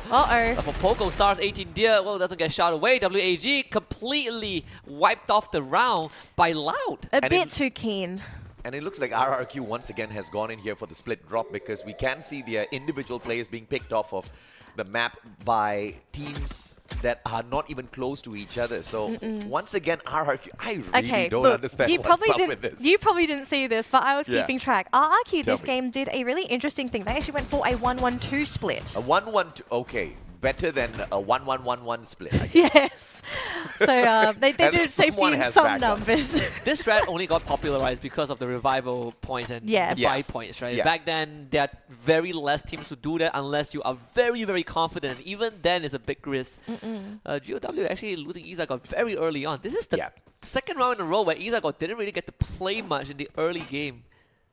And I don't like this plan from RRQ, because what they're doing now is just save plays to maintain that #1 spot with just average rounds. And I'm not expecting them to go super Hulk on everyone and annihilate them one after the other, but you still do have to stick together to a certain degree. YNS spots one, M1014, beautiful spray. Zzox really low on that HP, and Peter, even though he does have the Trogon in hand, just not enough range to annihilate anyone with those explosives just yet. Ooh. Genius almost getting taken down super low, and he's pretty far from the team as well. So if he does drop here, his team is going to have to go back to pick him up. But it looks like they're going to leave him at that point. So they're going to sacrifice a player on their team.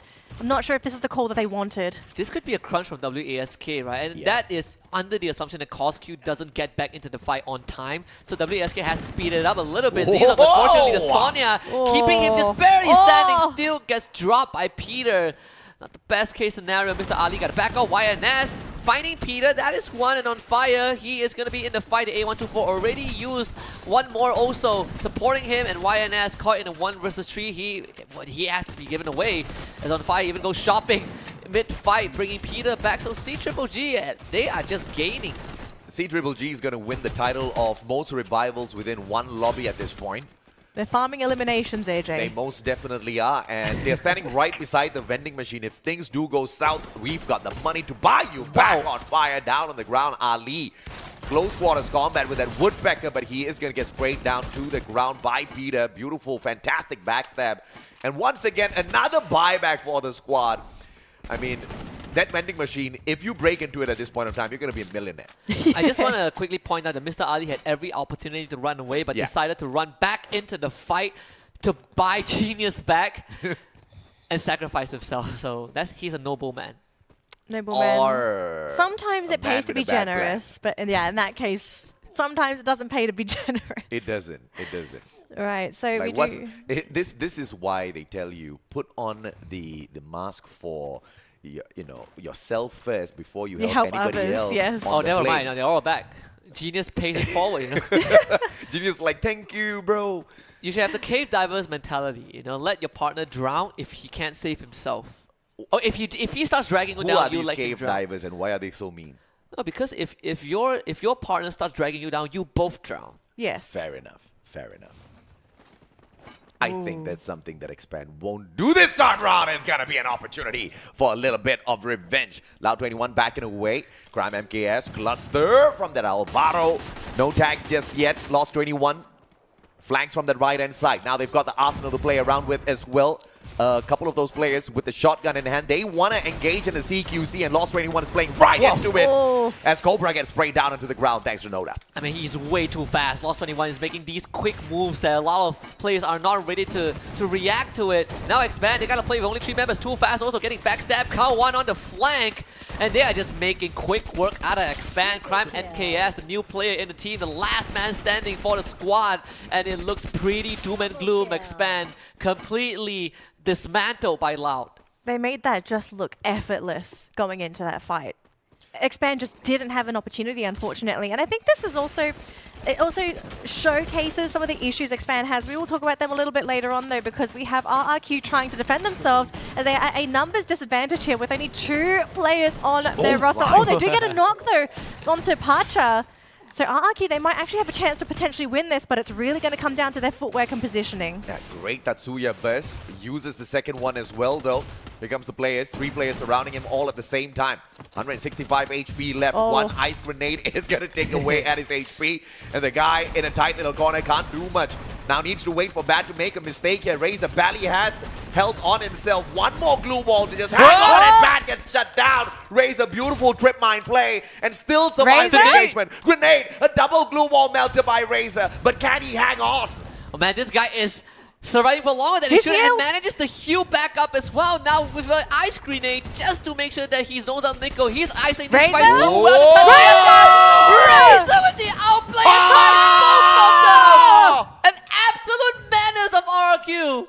What a play, Razor! Survives the onslaught in a 1v3. Hangs on for his dear life.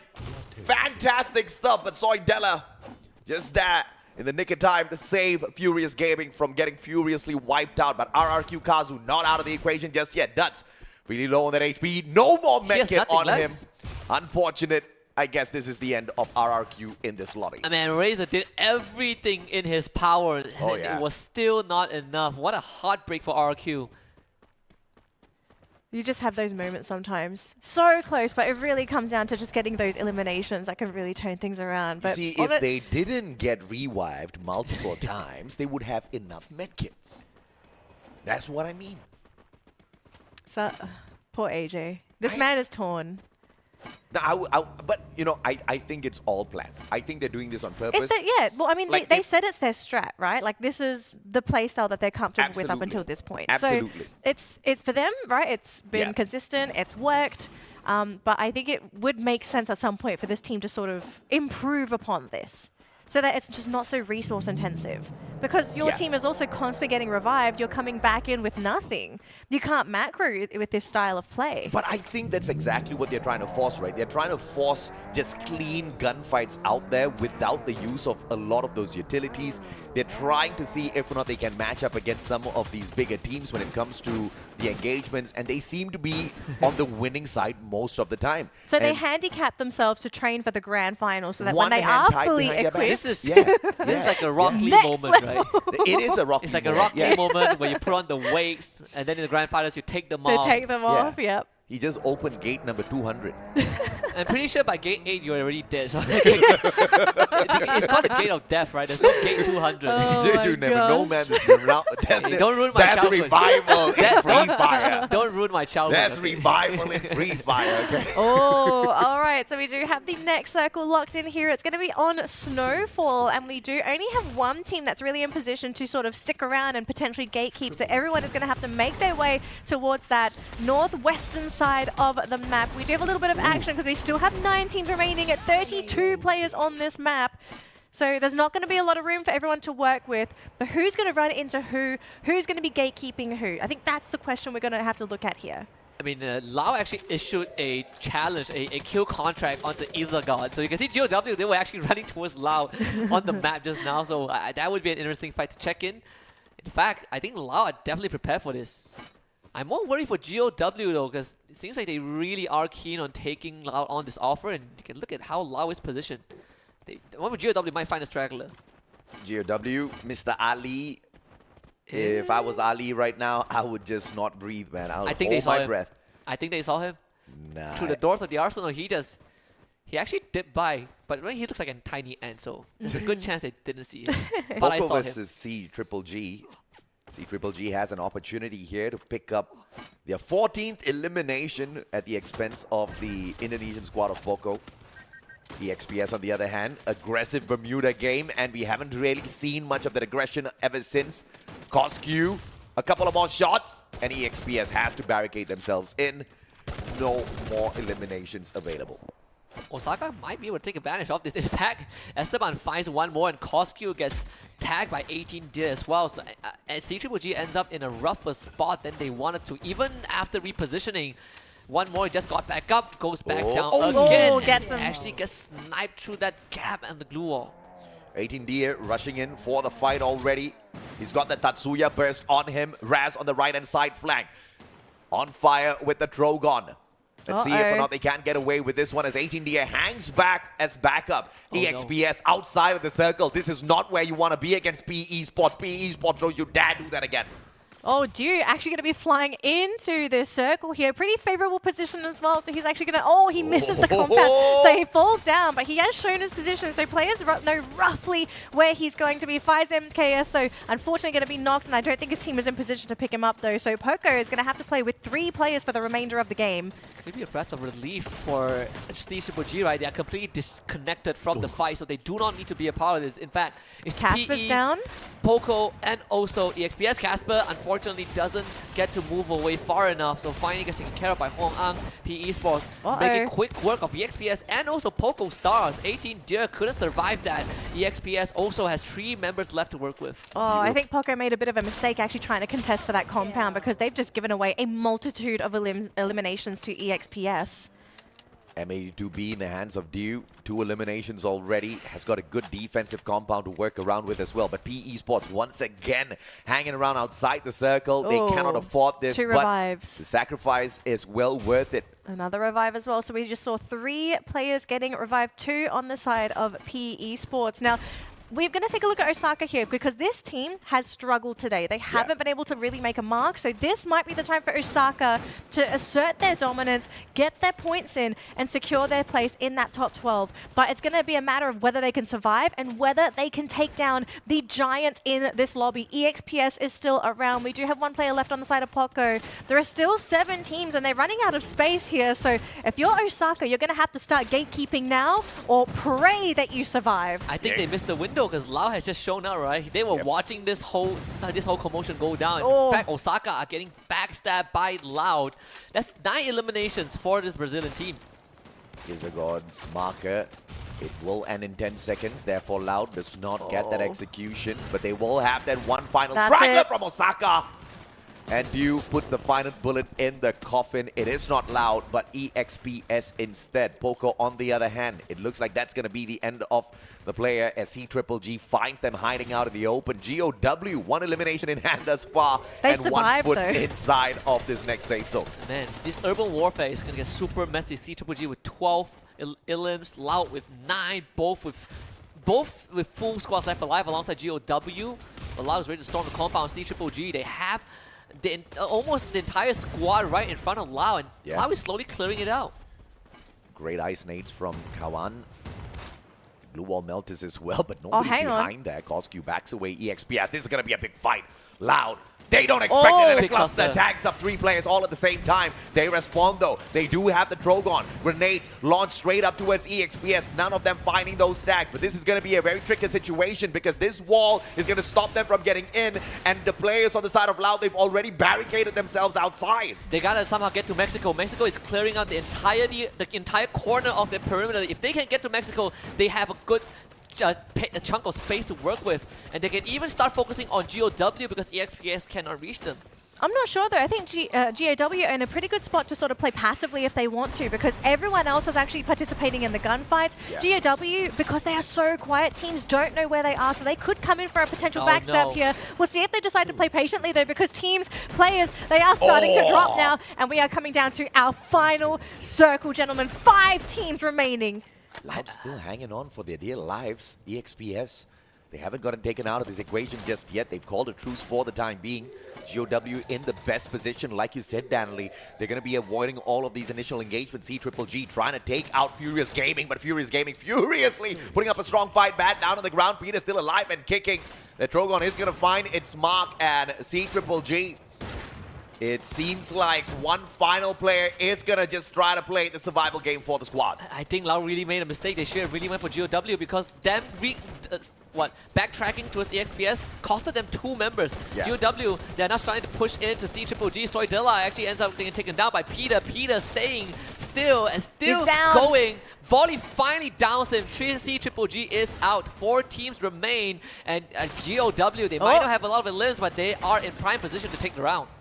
EXPS looking for yet another booyah. Loud on the other hand, 11 eliminations in hand with Mexico and Noda. Just playing it very cheeky. The circle moving away from them. And finally the engagement against GOW, but stopped by their own misplaced glue wall. They have to back away, and they leave EXPS to do the dirty work. The circle is closing in, gentlemen. They're running out of space. It's time to go. And God of Wolf, if it's time to go, you got to do it now, because you are going to run out of space. Oh gosh, are they potentially stuck here? How long can they hold on? Depends on what EXPS wants to do, right? If they can somehow get rid of EXPS, there is a good chance, but Noda is already gone. And actually, that glue wall blocked GOW out of that entrance. That's their glue wall. It's their own glue wall. They just pulled the exact same mistake as Loud. Now GOW. Okay, they're boosting themselves. They had to. They needed to boost themselves. 2 players still outside. They can't get in. They're down. No, they'll go down. Wolf are down. There's no way EXPS might be able to walk away with this. Mexico is still alive. Him and his Caramel was going to do it. Oh, Caramel at the end to get the booyah. How did that even happen? GOW. Very smart play by EXPS. And, you know, 2 teams making this unfortunate mistake. Initially, it was Loud. I mean, some great plays with the glue wall, some unfortunate mistakes with the decision-making. Like you said, Husky, they should have just engaged with GOW, take their prime position outside, because they did have a natural defensive fort with that huge boulder out in the open. No other teams were engaging them for that spot. And EXPS already had that inner compound, right? So going in there for the attack obviously wasn't the best of ideas, and they made the decision way too late. So the blue started kind of pressuring them. GOW set up some fantastic glue walls defensively, which just turned out to wipe themselves out, which was the most unfortunate part of this whole lobby. I'll talk about it more when we get to that moment, because I think Lau had a lapse of judgment. GOW just straight up decided they don't want to win the round. So I'm not sure if it was that one simple case. That one is straight up on them, because whoever dropped that glue wall, that guy needs to be set down. No, it was a good start, but you know, they just didn't play the timing well at all. And clearly there was this miscommunication because they wanted to run towards the left. And I kind of think we saw a fantastic glue wall from Loud because they were going for that flank, and then out of nowhere comes this glue wall that stops them just in the nick of time at the corner of that wall. Oh yeah. Circle kind of pressures GOW, so they can't go in there for the full committal. They go back towards the right-hand side, and then they remember, wait a minute, we set up 2 glue walls here earlier, and we didn't take this one down yet. I think you just break it at that point. I think instead of boosting, you just break it. Correct, exactly, yeah. Instead of that, they wanted to boost each other over the wall, which, like, I think that was a moment happens sometimes. I think that's a moment of panic, right? Yes, like it was, if you were calm and if you actually managed to think things through, Yeah. they would have actually just broken that glue wall. But they panicked, they tried to go for the boost, and you know what happens with adrenaline, sometimes you get a little bit shaky, things just don't go your way. They managed to boost 2 players over, but 2 wasn't enough. This is that point. This one, I think Lau had 2 decisions. Yeah. 1, you commit to GOW. Yeah. 2, you commit to EXPS. Yeah. You have to pick your poison and just full commit to it. Yeah. Because if you take EXPS out, you have a compound. If you take GOW, you get to play from the outside towards the compound. But in the end, they double back, right? This is where things started to get really dicey. They were forced to kind of backtrack, and they ended up getting sniped by Du, who was on the roof. Yeah. And they were forced to play defensively. And of course, there was just no way of them knowing exactly who was out there on the outside perimeter. But it doesn't really matter because when you want to take your bets out there, they did initially have Mexico trying to snipe at the players of GOW, and he should have been able to relay the information that you are not going to anticipate more than 1 squad out there. I mean, looking at the map, looking at the circle, you can't really house 2 teams behind that boulder.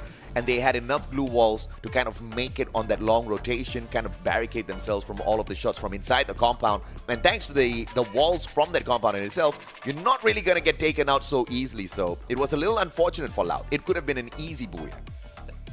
Props to both to Lau and EXPS. At least they held on for that long, right? Yes. It could have been much more disastrous. I want to listen into what EXPS has to do for that second booyah. In exceptional play from every teams, but we get only 1 winner, and he is here with me. Same face at the first booyah, Monkey Dew. I know this name from the comment sections. So how it feels? You got your second booyah of the day, and how many booyah you think you can collect? รู้สึกยังไงที่ได้บูย่าอีกครั้งหนึ่งแล้วก็คิดว่าใน3เกมที่เหลือจะได้บูย่ากี่ครั้งคะ รู้สึกดีใจครับ แล้วก็อยากได้บูย่าอีกสักรอบหนึ่งครับ Only 1? Only 1 booyah เหรอ? Oh my god, I mean 3 games left, you only want one more. เหลืออีกตั้ง3เกมอยากได้แค่ครั้งเดียวเหรอ ใช่ครับใช่เกมเดียวพอแล้ว Yes, I want just 1 more game. Oh my god, so humble. He's so humble. But who is your biggest enemy in Group B and Group C and why? ใครเป็นคู่ปรับที่สุดในกรุ๊ป B กับกรุ๊ป C เพราะอะไร บุรีรัมย์กับ CG ครับเพราะว่า2ทีมนี้ตึงครับรู้มือกันอยู่ My biggest enemy are Buriram United Esports and CGGG. Because? เพราะว่า CG กับบุรีรัมย์ก็ตึงสุดแล้วครับ Because they are the strongest team. Toughest team to beat, right? So, but are you sure you can beat them and be the winner and the champion of this Free Fire World Series 2023? มั่นใจไหมว่าจะเอาชนะ2ทีมนั้นได้แล้วก็กลายเป็นแชมป์ของ Free Fire World Series มั่นใจ 50% ครับ I have 50% confident. Oh, I hope your confidence is better and more among other games, right? And lastly, can you send your fans a message and fans who are waiting and cheering for you in the comment sections? ฝากข้อความถึงแฟนๆทั้งบ้านหน่อยค่ะ จับตาทีมผมดีๆนะครับ Keep an eye on my team. Oh my god, I like the warning. Congratulations, and I hope to see you 1 more or 2 more games in the next round. Thank you so much. And this is Thailand team EXP Esports. Thank you so much and good luck. Back to you, Shoutcaster. That's right. Keep your eyes peeled on EXPS because this is a Goliath of a team so far in groupings B versus C. Yeah. And this is going to push them further up that leaderboard as well because this is their first day competing. Yep. They are gathering a massive number of points, although maybe the second game of the day wasn't so great. But performance-wise, they have been pretty consistent minus that 1 game. 2 booyahs already. That's already the same amount of booyahs as Magic Squad, as GOW, as Buriram United. And they still had like, what, 3 more rounds to go. Don't say GOW, man. I think you're hurting their souls a little bit more. They were so close, yet so far, all thanks to this glue wall. That was on them. unfortunately. But I mean, C Triple G, again, despite them not getting the booyah, you can see like the eliminate leaders, right? Peter and On Fire combined already has 10 eliminations under their belt. But of course, MVP for this match has to be due again. 6 eliminations, M82B in hand, Dimitri as well to heal himself up. And Sonia, sometimes they do get away, but all thanks to the fact that you does carry along that Trogon as well. So if Sonia does get activated, that Trogon does get him out of those sticky situations. Yeah, so let's take a look at the team composition here for EXPS for this round. Do we have like a definitive idea on how EXPS plays? Because we've seen this team be very aggressive. They're very good at CQC, but is there a defining trait about this team that just makes them so strong? Did I just see a double A124? Yes, so I just wanted to bring that out, right? The team comp, normally you'll be looking at like Tatsuya, Dimitri's, Skylar, but these guys, 2 A124, 1 Dimitri, and I think the last one was like what? Steffi. Was a Steffi, right? Yeah. And we haven't seen her in such a long time. Oh yes, it's a defensive lineup, but because they play so aggressively, they are taking up space with the double A124, and they're also setting up shop to prevent getting bombarded because they have a Steffi with them, and Dimitri just allows you to auto pick up, right? So that somehow, for a team like EXPS, you would not expect them to run such a defensive setup, and yet it works for them. Very complementary. Because it's very complementary to how they do it, which is pretty crazy. We do have the overall standings here on the screen, ladies and gentlemen. Now, RRQ, they do manage to maintain their position on top of the leaderboard, tied with C Triple G, 119 apiece. So, unfortunately for RRQ, their position is not safe. They do have a competitor up there, but they're not in a safe position either because this is their second day of play. For teams in Group C, this is only their first day. They've got another play day coming up tomorrow. So for Group B teams, they're going to have to try and end the day on a high note if they want to maintain their positions. We do have Du on the screen here for our MVP leader. Now, AJ, you do give me a bit of a face here. Are you agreeing? Are you not agreeing with Du? I mean, I definitely agree, right? You're fine? We've got All 3 right. more games to go. They've already got 2 booyahs. This guy has already got 2 MVP titles, and like you saw, the rest of them, even including Jonah, only has 1 title thus far. They've got all the capability to break multiple records in the day. And they are only 3 points away from tying up with GOW. And this is just their 3rd round. Don't talk about GOW. I'm just putting it out there. No, not yet. Just towards the end of yesterday, too I early. said if GOW, they just barely scratched the 50-point mark, right? They got 53. And across these past 3 rounds, they only got 10 points out of it. Don't talk about GOW. I just gotta put it out there. We need a benchmark. Someone has to take the fall. Someone has to take the fall. Who else am I gonna talk about? Hotshot? They're not playing today. That's tomorrow. Don't talk about Hotshot. Oh, gosh. I mean, we have 3 more to go, right? Next up, we're going to Kalahari, our favorite maps. I think we can all agree on that. I am excited to see how this is going to turn out because first 3 maps we've seen teams like C Triple G, Lao, EXPS, just endless aggression. But on Kalahari, it enables that tenfold because now you got grappling hooks to maneuver yourself around the map. It's a very large map as well, so you're going to have a lot of... You got a lot of room to work with, but the question is whether or not these teams decide to occupy the center of the map, because that seems to be a pretty popular strat for some of these teams, right? Occupy the center, scatter at the perimeters, maybe get a couple of elims, but you've got the high ground to work with, so you actually have a lot of vision to work with for Kalahari. We're going to show our predictions on the screen right now, and not much has changed for some of us, but we have Expand popping in for AJ and Husky. Now, guys, explain. Grant, because we did not change our predictions from the previous match because we were talking so much. Because so I have a good reason. Because it's actually Too Fast's birthday today. It is. The birthday buff. The birthday buff. You say the birthday buff, but man, so far it hasn't shown just yet. I mean, the captain. I didn't say it. The captain of Expand is celebrating his birthday, but obviously, I think Cake has to wait for a little bit, right? See, Husky, the timing is always important. I was waiting to announce that it's his birthday once they won something. So, I mean, I'm a realist. When you're losing... I'm a realist. They have 3 more games, man. You gotta give them... Realist. They got wiped by Lao twice. And what else?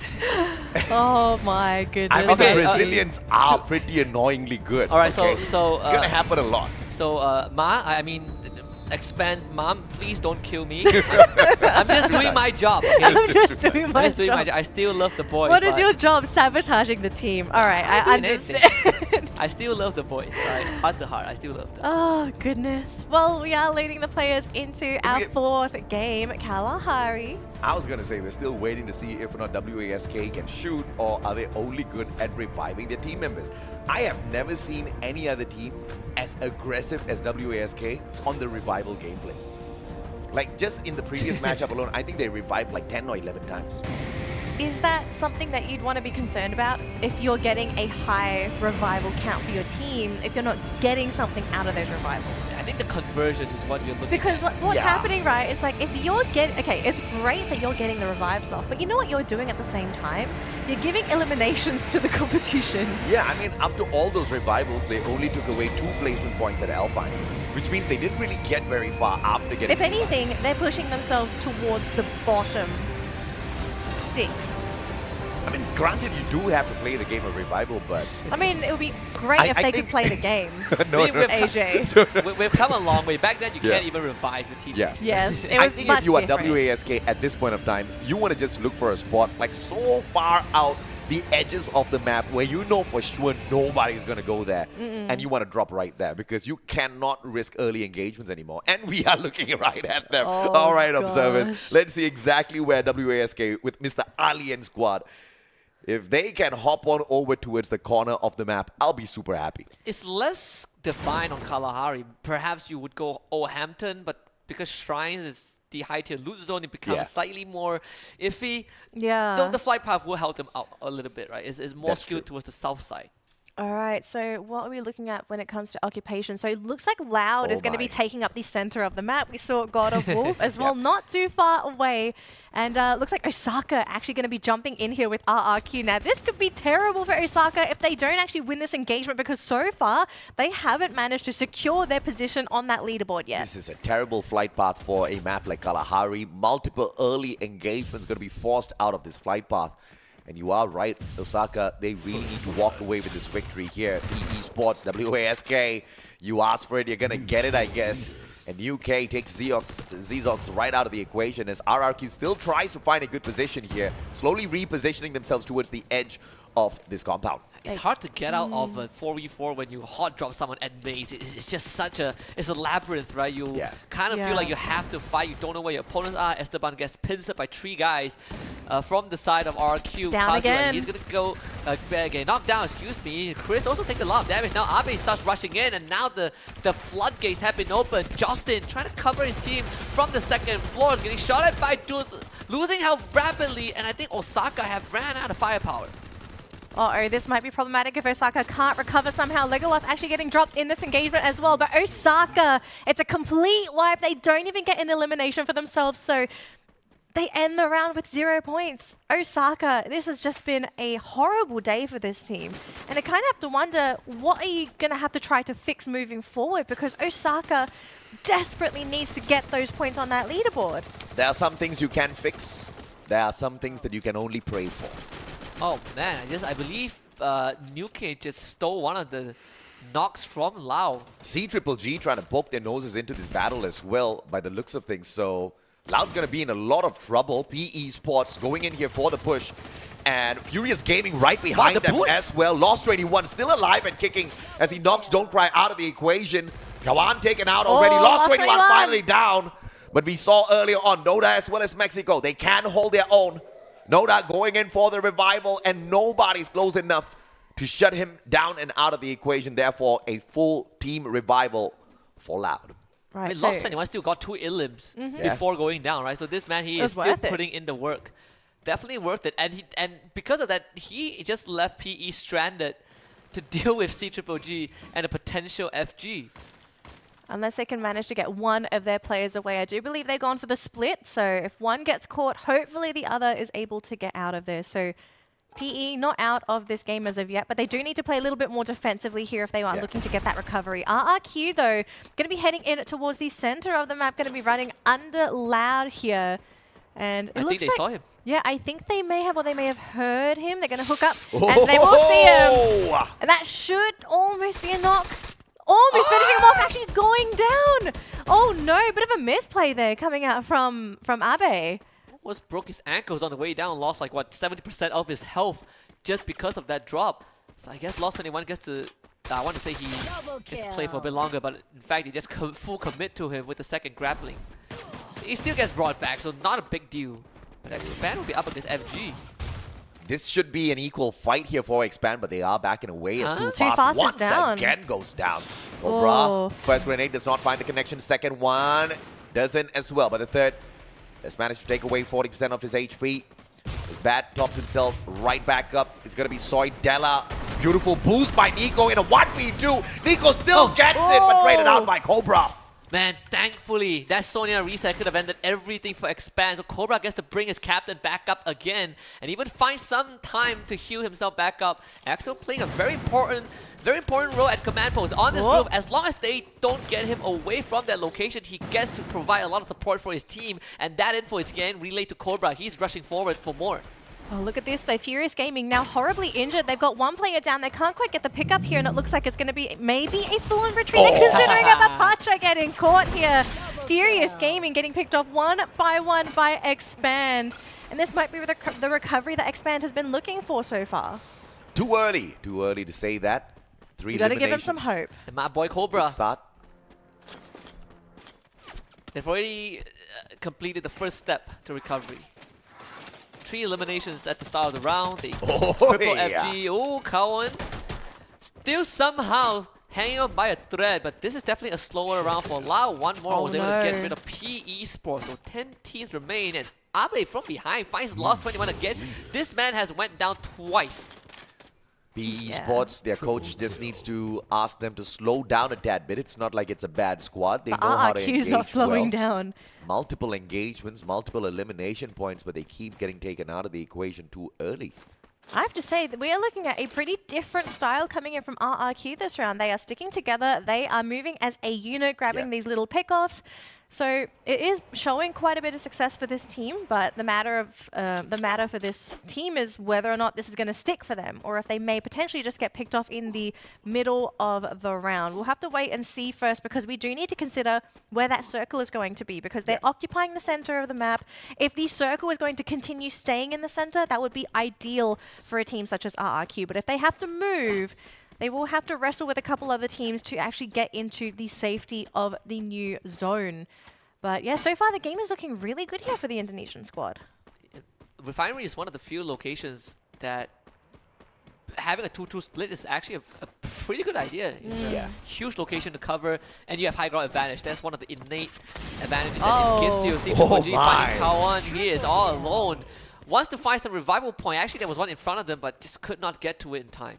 Refinery is just that one property where all of these property agents are selling you that they've got, you know, accessibility, multiple highways to get you into the city, out to the outskirts, everywhere. Like a balcony. And yeah, you've got the balcony view, you know, high ground advantage, zip lines, you know, just pointing out to each and every single direction. So RRQ, they are going to have a good time choosing exactly where they want to go, depending on the circle. But C-Triple-G, on the other hand, they smell some blood. And it's a blood of a wolf. Goskew down on the ground, but the pickup's not going to be an issue for one more. Beautiful glue wall. And in the meantime, the players of God of Wolf, they try to reposition defensively. Can he get rid of On Fire on that roof, though? Because he's eating up a lot of space that belongs to GOW. Did they grapple up? They're going to reposition Peter on the other end, trying to play that long-range fire. Goskew with a big cluster on top of the roof, but that one just detonated a bit too early, so not chipping away at the health of GOW like they wanted. But you can see Peter with the grappling instantly goes for the flank, joined by On Fire. And Peter, he's going to get isolated. A very messy fight, but C-Triple-G, they are hanging on pretty well. I don't know how RRQ is doing it, but they have got their eye out for Loud, and they continuously shut down their players one after the other. GOW, on the other hand, Izo got down and out of the equation. This just opens up the battle for C-Triple-G. This battle just got so much more easier, but with the loss of Peter, though, this has to be a recovery that C-Triple-G focuses on. One more, really low on that HP. Volley! That backstab, great for the side of On Fire. Peter, the only one down on the ground, and C-Triple-G should be able to make their way out of this battle against God of Wolf. Yeah, On Fire just straight up carrying his team right now. GOW only down to just Di Huang, one Soul Survivor up against On Fire. And my. On Fire, true to his name, finds 6 eliminations. And that's 10 points in total for C-Triple-G. Elimination leaders as well for the lobby. So C-Triple-G looking to be in a fantastic spot this game if they can continue on with their current streak. Of course, they do want to try and pick up Peter. So I think at that point, we're just going to have to see what happens for C-Triple-G. But in the meantime, though, we are starting to see a semblance of roughly where this circle is going to be. I'm really excited to see where this, to see the map view, because I want to know where everybody is, what the saturation is going to look like when we get into that next circle. The only ones capable of competing for that #1 spot against RRQ is C-Triple-G, and they're doing a fine job at that, currently leading the eliminations by 3. All right, we've got the top-down view, and look at that. So far, it's sort of center, but it could absolutely move over to the southern side of the map if it wants to, which is going to force RRQ out of their position. But we're seeing a pretty big saturation of teams towards the bottom section of that circle. How did he get that close combat SVD shot, man? Insane stuff. Lau was looking to bring Lost back by capturing a revival point, but Mexico got taken out halfway by EXPS, who were heading to in that direction. Look at the players of Lau. They're all just being picked off back to back to back. They just can't get a break this game. Unfortunately, because they keep reviving. Obviously, they want to survive long enough, but the players just can't seem to catch a good breath here. The moment they drop back in, they just get spotted out. Instant shutdown. Barely any of those utilities on them to really protect themselves. So Expand as well as EXPS gaining from the departure of 2 Loud players. WSK once again on their revival gameplay with a single elimination in hand. Playing around outside the circle. I have to say, you know, we were saying that whether or not WASK was going to continue playing the revive game, I think we're looking at a bit of a more stable team this round. They're not giving away too many eliminations. There's not enough seats for Let Genius. me get in there. I want to sit on the roof. Not enough seats for him. They could probably maybe just stuff him underneath. Just hang on to the engine, man. It's all good. Oh, poor man.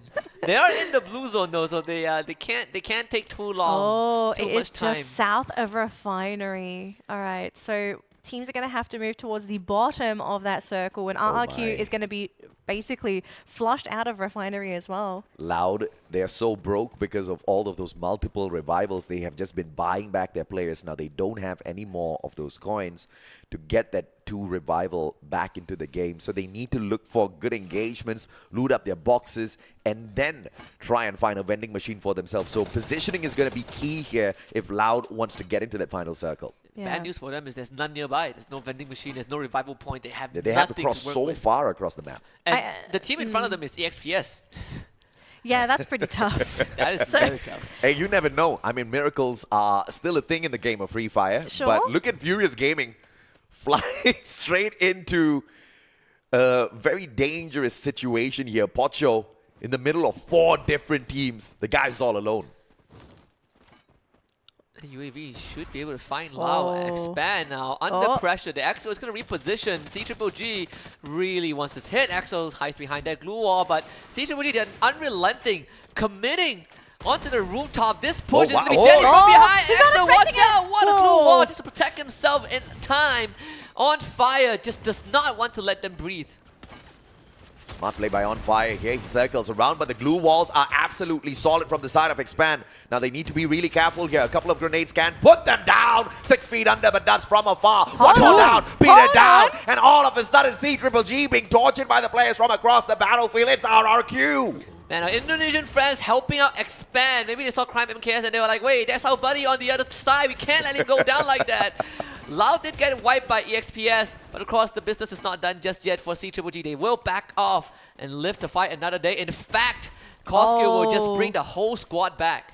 Oh my goodness. All right, look at that circle. These teams are playing on the high ground so far, but I'm wondering if anyone is going to try and go for a bit of a sneaky play and play towards the hill here. We'll have to see, but so far we are looking at 8 teams remaining in this round. We've got 31 players still fighting, and look at that saturation towards the bottom of that circle. There is so little room to play with, and look at this. There's not much natural cover either. So these teams are going to really have to be careful when it comes to their macro. Make sure they have their glue walls. Do not waste it because you are going up against so many teams. If anything, try to make the most of your opponent's glue walls.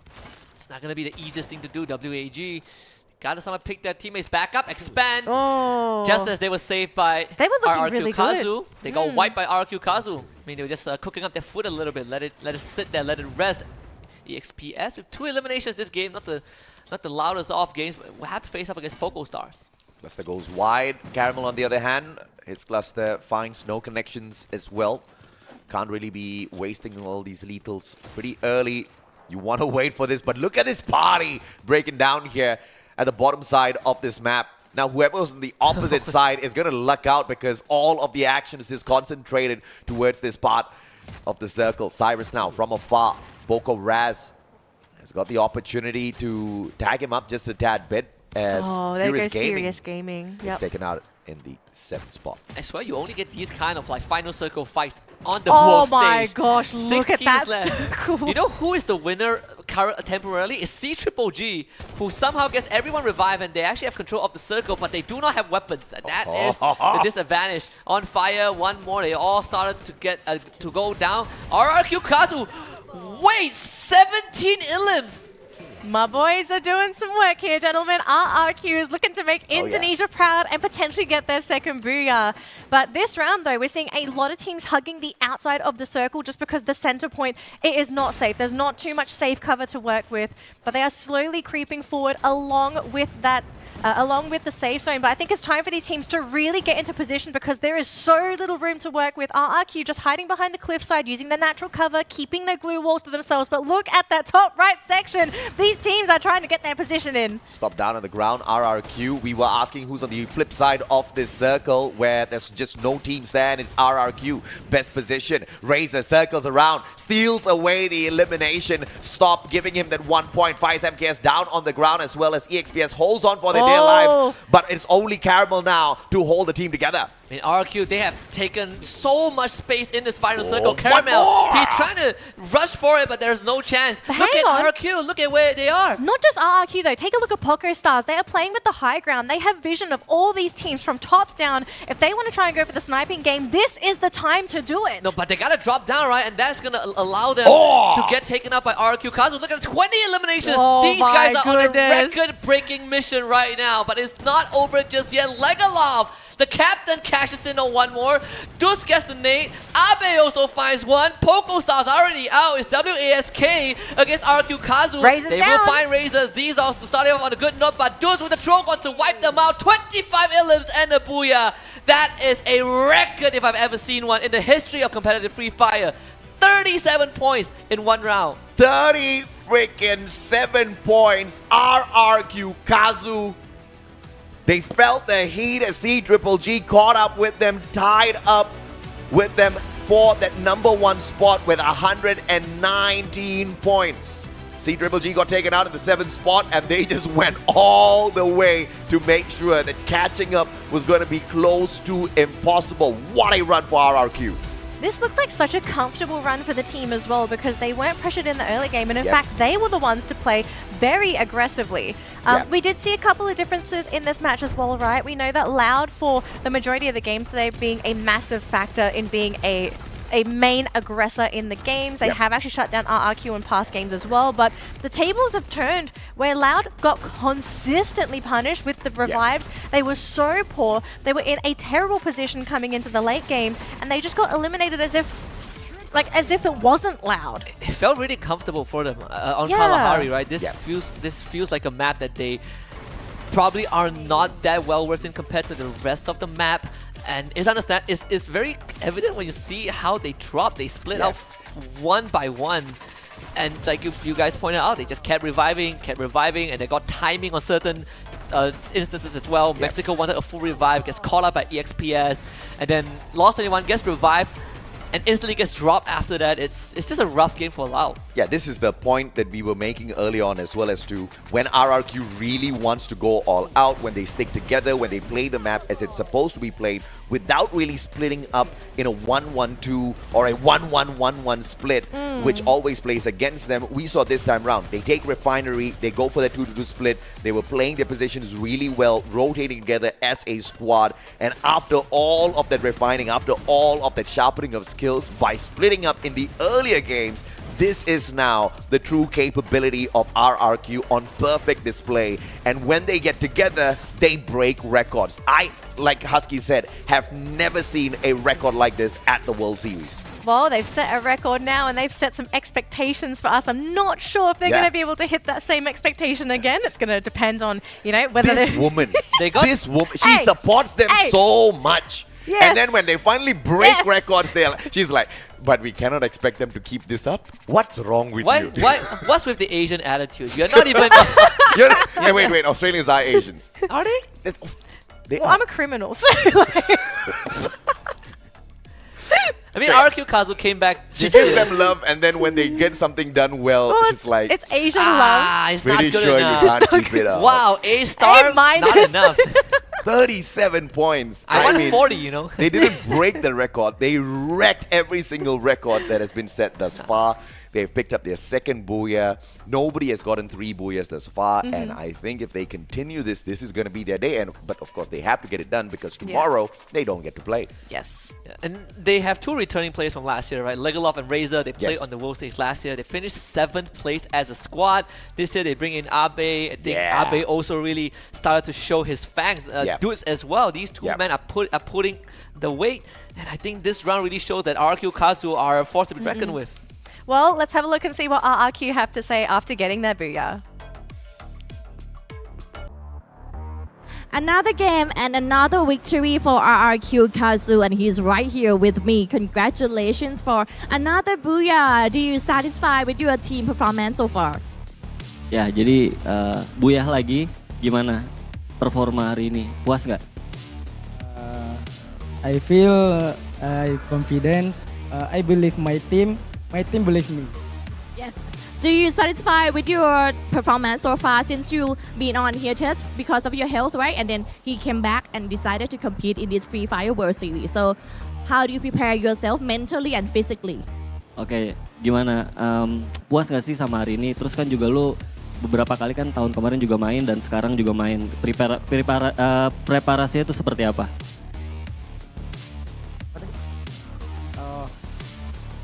We practice in scrim, in training. So lots of practice. Yes. Yeah. That's why you're confident, right? Yeah. And you had 25 elimination in game 4. This is the record of Free Fire World Series 2023. Are you confident to have the winner title for your team? Ya, jadi 25 kill, rekor baru nih di FFWS 2023. Percaya diri nggak sih juara di turnamen season ini? Of course, we believe to champion in season. Yes. And who is your best team play in your team? Siapa pemain yang terbaik lah tadi di game keempat tadi menurut lo dan kenapa? I think our captain and we for player. Your captain is the best player, right? Right, okay. So how do you feel about the atmosphere of Free Fire World Series 2023? Ya gimana perasaannya ngelihat atmosfer di Free Fire World Series 2023 menurut lo? I think is good, is fantastic. And will I see you again in the next game? Definitely, right? Oh, I like the confidence. So I hope I see you again in the next game. Thank you so much. And back to you, Shoutcaster. He's my favorite boy now. Oozing confidence. I'm going to say that. Oozing confidence. The fact that he understood the question in his native language and he Answers responds in English. in English. That is the best interaction I've seen. That translator felt like how I used to feel when I used to follow my sister. She wanted to go out on a date and I just used to stand there with the popcorn and So you're the wingman. not know what to do. You're the wingman. Kinda. Light bulb. Light bulb, yeah. Tiang lampu, they say. That's lamppost. Lamppost, yeah. Oh, That's what you are, the lamppost. I'm sorry, translator. I love you, bro. Love the All right, let's wrap up our that last game because we are, I believe, going to give the players a very short break. Not just the players. goodness. We'll have a short break and the viewers will too. But yeah, let's wrap things up very quickly. We just had Razor on the stage just now answering those interviews. But I mean, elimination leader. He had 9 elims that round. Sorry, RRQ in general. elimination leaders because the top 3 were all from RRQ. I just want to tell you that 9, 8, and and 7. then they put dudes here. the top 3. the top 3 elimination leaders for RQ had a combined 24 eliminations. Legalov only got 1. But they respect Legalov. But they respect Legalov. So it doesn't matter. I mean, it's all about the shot caller, right? It doesn't really matter if your in-game leader can't, because clearly from even his character active and passive skill setup, he's more of a backup player for the squad. It's all about the decision making, and clearly he's been making the right ones. And he ran the chrono. I have not seen this well in a long time. I didn't even see it out there on the battlefield, so it could just be a mistake. I don't know. I'm pretty sure it's not. I'd like to believe You never know. You never know. Maybe it's a Clyde. I just want to know, how did Duds get the MVP though? Because that was so razor. He had 9 eliminations and I believe 8 assists. Well, we're gonna leave that for now, because all that matters is that RRQ, they end the round with 37 points total, combined with the Booyah as well as the elimination points. This is gonna push them way up the leaderboard. AJ, you said before, right? Yeah. Sorry, did I see 37 and 17? 37. And what did Triple G get? 17? 17, yes. 20-point difference. They got a 20-point lead here. They won 2 rounds in 1. They won literally 2 rounds in 1. Look at that. 156 to 136. Triple G thought they had a chance. I mean, well, they still do have a chance. We do have a couple of maps left in here, Nextera and a random one. But Kalahari. The way RRQ is going, they've broken 1 record already. They're looking for another record. They are looking for the most number of booyahs thus far held by a team.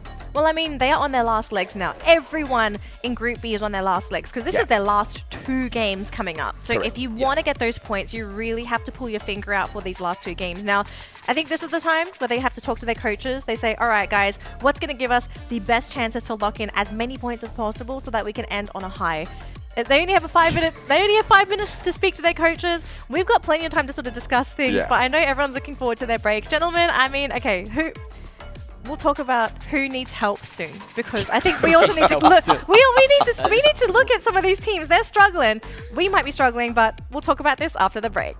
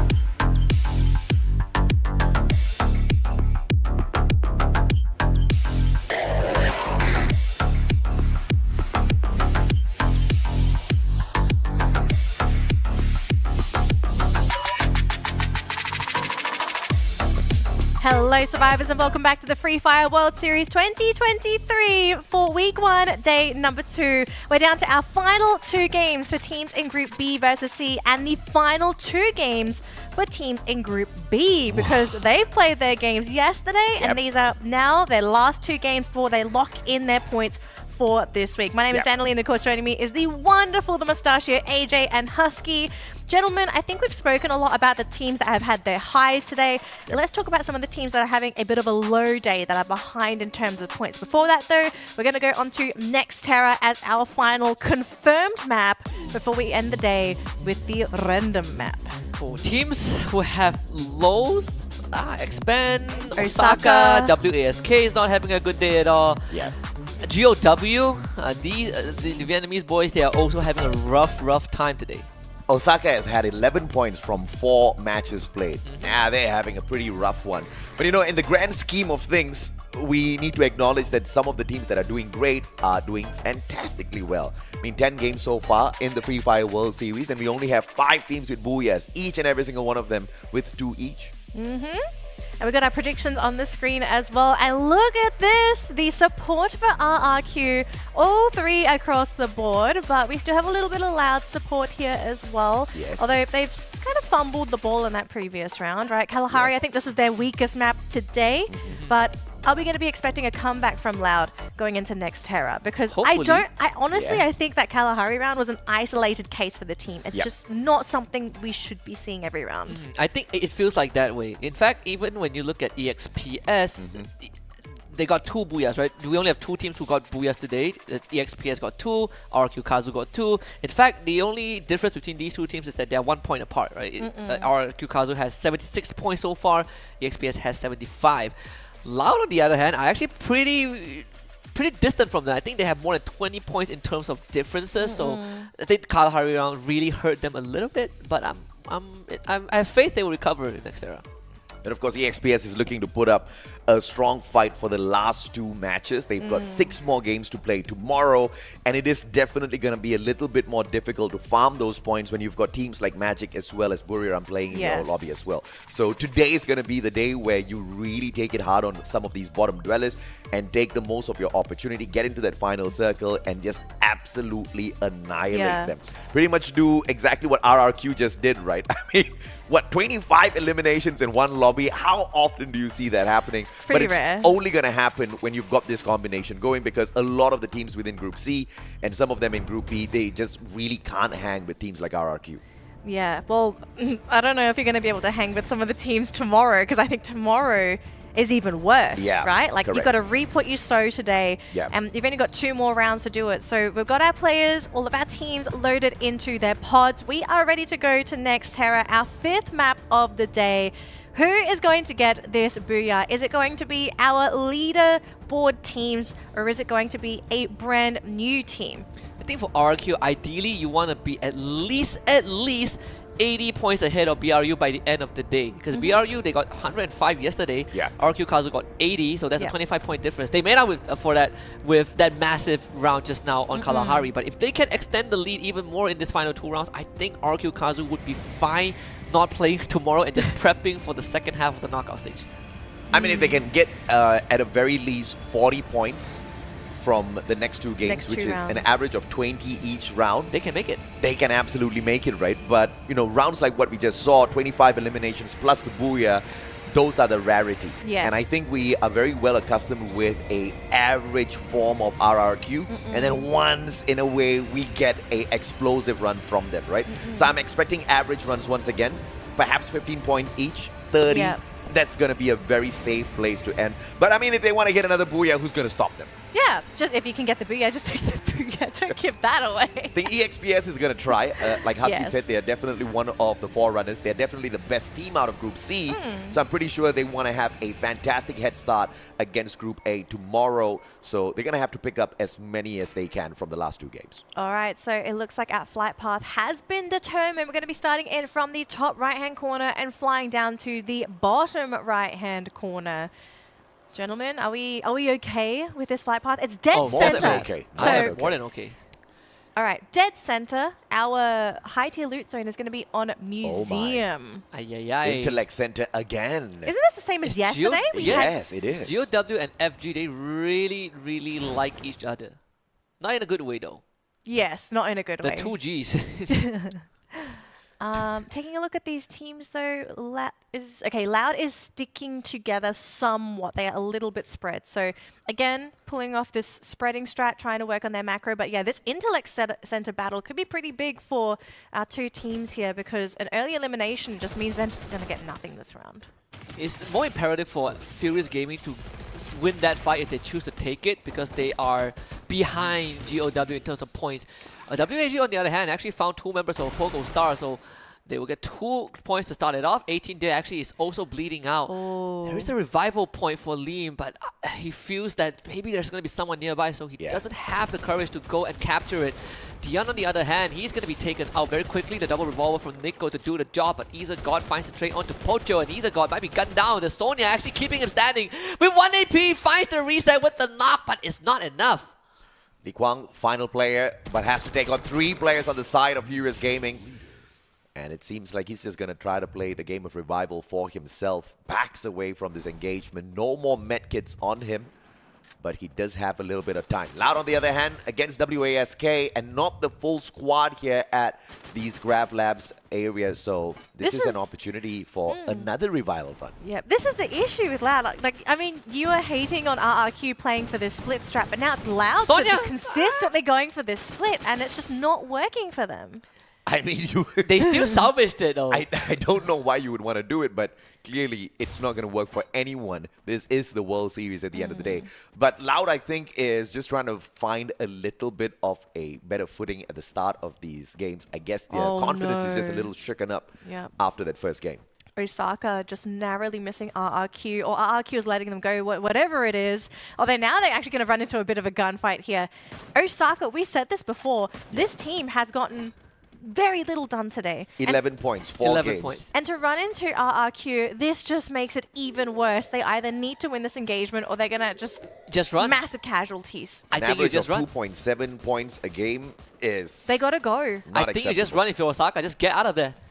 Chris is buying decent time, and Pajaro might have to give himself up, but the rest of the team, you can just get out of there as far as possible. And for context, yesterday the team that got the least point is WASK with 25 points. So Osaka needs 14 to match up to that. And it's not even a good thing, you know, if you match up to it. But it's even worse if you can't do it. Yeah, especially with this grouping as well, because you add Group A to the equation, then it's like, oh, I don't know where those points are coming from, because it's normally going to go to Magic Squad and Buriram. The Esports Hawang picked right back up and dropped right back down. Can't really do much in a situation like this. PE Sports going up against EXPS. Not the best of teams to be meeting very early on. Casper. Stop, my goodness. Look at that. Top up of his HP. Caramel bought right back in as well. Nero's going to be in a lot of trouble. Mini Uzi in the hands of Dew. And the Executioner is trying to bob and weave through the windows. Can't really find a spot just yet. A stop backs him up as well. And now in a 1v2. Drogon in hand. Narrow, just quick tags in and out. Yes, Narrow doing the good job. He's isolating these ones. The shot through the glue wall. What was that? My goodness. That is an illegal shot from Dew. What did he just do with that? M82B, baby, you gotta love it. Oh no, Don't Cry might run into into Osaka here. He's all alone as well. Did they not see him? Okay, they do. Yeah, they should have seen him now. So this might just be the end of PE Sports. And yes, in 12th place, unfortunately, the first team eliminated on Next Terra. It's a good very, play. very unfortunate. I mean, that shot from Dew really, really just crushed PE Sports. Could have been something for them. Loud, still staying afloat, but RQ Kazu, okay. This could be a drive-by moment for Abe. Oh, he stopped. Oh man, the ward drop just in time. What? Wow, Mexico just stands his ground and finds the shot. Abe, he wants to get out of it, but there's two members of RQ Kazu just driving straight into Loud and paying the ultimate price. Talk about messing that one up big time. Mistakes are made, unfortunately. Sometimes that is going to be the case there. So pretty good for Loud though, because they are actually the elimination leaders for the round, sitting on 5 elims for now. So maybe this is the time we actually see Loud really step up to the plate and actually add and close that gap between them and the leaders of the round. I have a feeling that RQ Kazu thought that, there's no way this guy just stands there, right? Right? And they get a free car, they get a free truck. Dodges them in respect. RRQ right back in it. They're though. back. It's Revivals there. I mean, this is what I was afraid of, that after that massive record-breaking round, they just go back to being passive RRQ. I'm not going to complain as long as they bring out those average rounds in the final 2 matches. They are still going to keep that #1 spot. But can they stay away from Buriram as they do not play tomorrow? On Sunday is where Group A jumps back into the fray. We could look at a 2v2 here, AJ, and I'm wondering who's actually going to come out on top here. We've got Razor on the low ground. He's got another teammate on the low ground to support him as well. But Loud, their team is coming in. They're going to actually outnumber RRQ. So if RRQ's not going to commit, are they just going to give their lives away again? I mean, grab life fights are the best. Your glue walls are just an accessory because people just jump over it. So Razor, unfortunately, goes down. He does have the time turner from this chrono, so at least we know that that character is real, but they are all missing their shots, unfortunately. And Dudes has too many problems to deal with, gets traded. And RRQ, unfortunately, just could not get much done. Loud have picked up 4 points from RRQ alone. Okay, what's happening here? Like, did Loud and RRQ, like, sign a peace treaty and say, okay, I'm going to farm you guys on Kalahari, and then I'll farm you on Nextera? It's a pretty interesting scenario that we're kind of seeing here, because it's not just a case of, they one better round. hope that is not the truth, because they're going to get disqualified. But I'm pretty sure it's not the case. Last we saw that it was a 80-point infraction. And that was 2 years ago. Let's not talk about that one. And that was 2 years ago. That team is not playing here. Let's not go there. The team is Too not fast. Flying up in the air, joining Crime MKS as well. Osaka might be a good opponent to take on, but it doesn't seem like Expand wants to get into a fight this early in the lobby. Oh, I see. see. Just drive away. Ooh. They did lose, I believe, EXO to Osaka, so they decided that, okay, the better decision is just to move. The problem is Osaka spotted them with the binoculars early on, and they are sending out a UAV, and on top of that, Expand are driving straight into Poco Stars. Right, so this might be the moment for Osaka to finally make their comeback, or at least make their move in this lobby. WASK again, also another team that actually needs to try and get as many points as possible. They've been towards the bottom of the leaderboard. Maybe it's time for them to shine. Maybe it's just going to come down to Nextera. Although we have the team grouping up. Xenos has 9 headshots. I could have used a lot more conversion from that. Yeah, look at that. Oh my goodness. Sometimes you show me stats and I just don't want to believe them. Well, we didn't see them, so we can't believe them, can we? Because you don't see the conversion, right? That's why you're like, I'm like, that didn't are you sure he happen." got 9 headshots? Axel, Cobra, not the best of positions to be holding behind on you. to. Oh, he didn't see you! He's under you! Oh! Can he finish him off, though? Sonia. Oh, he gets away! The Sonia shield, man, didn't check his corners, but yeah, Cobra got his back. Once no again, one messes with the captain. Yep. It's not the first time Cobra is saving the captain's back, so Too Fast right back in the equation. Oh, look at him. Well, I thought he's going to heal him up, but apparently not. There it is. Get back in here, Captain. It's like, don't take the blue. Don't take the blue. The Captain's like, let me go. Osaka, God of Wolf. This is going to be a fair fight if they do get involved in a tussle. Okay. Now slowly approaching from the back. WASK. Oh my God, WASK. I do not want to be you right now. Oh, I do believe we saw Loud at the back taking a little bit of damage, but here we go, Poco Stars flying right over. Yes, they're going to fly right over and into Expand. There's only 2 players on Poco Star here. They do have a third, but he is a little bit far to actually support the team here, so this could be problematic. But we also see RRQ heading in the same vicinity. So both of the Indonesian teams actually trying to get themselves into that inner circle early. Doesn't look good for RRQ though. Abe brought his whole team back, but the problem is he did it very deep into the blue zone. He will not be with the rest of his team anytime soon. this is a rough spot for RRQ, considering that we are 10 minutes in, we are 5 minutes away from the finals, from the final circle closing in, and we have 11 teams left and 41 players. This is insane. Oh, this is a big fight. EXPS cluster from CGG finds no connection. Caramel on that left flank.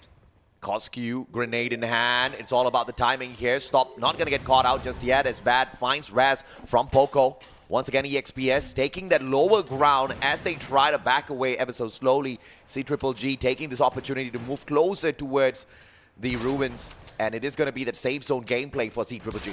Oh, that shot could have been lethal if it was a headshot, but they do have nades to start pressuring EXPS. Those glue walls from EXPS is starting to work against them, and look at them, they're really trying to clear out some space. But CGG, they have a lot of open ground to work with, and they are really making EXPS tank that blue. So, one more beautiful stuff. Caramel out of the equation, which means the sniper that they have to depend on is going to be Dew with the opportunity, but just not enough distance between him and CGG. EXP is going to tank the blue in this situation, and CGG is going to hold on. WASK, what are you doing? This is not me. You do not come and get involved in this fight. Not now. We're probably going to look at a fight with them later, but it looks like Osaka is going to be under siege. Yeah. Furious Gaming actually coming in. I'm going to be ruining the party for Osaka, and Pocho actually jumping down, and oh my Broke goodness. his ankles in the process. This man needs therapy. Poor dude. Osaka gets to walk out of that for free. Temporarily, you see Furious Gaming on the high ground, you have Expand in front of them, or Kazu still has people around, but Abe has been wiped out by Zzox already, but Cobra right now is really landing in the herd. They're dealing damage to Cobra start, but Loud decides that they're not going to let Expand walk away with that, and they are dealing heavy damage to Expand. Yep, 2 players now down on the side of Expand, one up on top. Crime MKS pulls it back, beautiful headshot. Kawan taken out of the equation, but 2 players now. Russian Crime MKS, can he get away? Answers no, as Esteban puts him down onto the ground. Oh, that was a rough one. Crime MKS had to fight off the entire squad of Loud, and again, Loud just caught them by surprise, right? They were just chilling with Poco Stars, and Loud decided to crash the party. It wasn't all too bad for Expand though. They will take home 7 eliminations. They do have those 7 points plus. Actually, though, they won't get any placement points for coming 11. So 7, it's fine. As long as you finish the round with something, that is what you're looking for. But WASK is going to be joining them, unfortunately, in the grave in 10th place. But we still have 9 teams in the game, 22 players. A lot of teams really limited with the number of players that they have, but it's really going to come down to who has the best compound as this circle continues to shrink, because there is not much space, not much room to work with. Loud has a good compound. If Expand was able to keep Loud at bay, Expand would have had a great place to just bunker in before the next circle. Loud took over that, and that is why you see WAG having a hard time breaking through the defenses of Loud.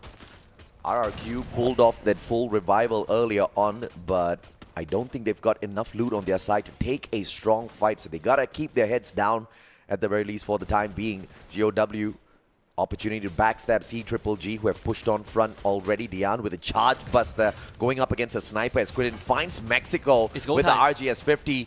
Opportunity to shut them all down. It's gonna be the glue wall melter first, and Quidden traded out by Pajaro out of nowhere. Man, Osaka really knows how to take advantage of this, and because of that, Mexico gets brought back up. So Loud again have a fighting chance. They're gonna start committing. Lost just drops down into his death. What was that move from Loud?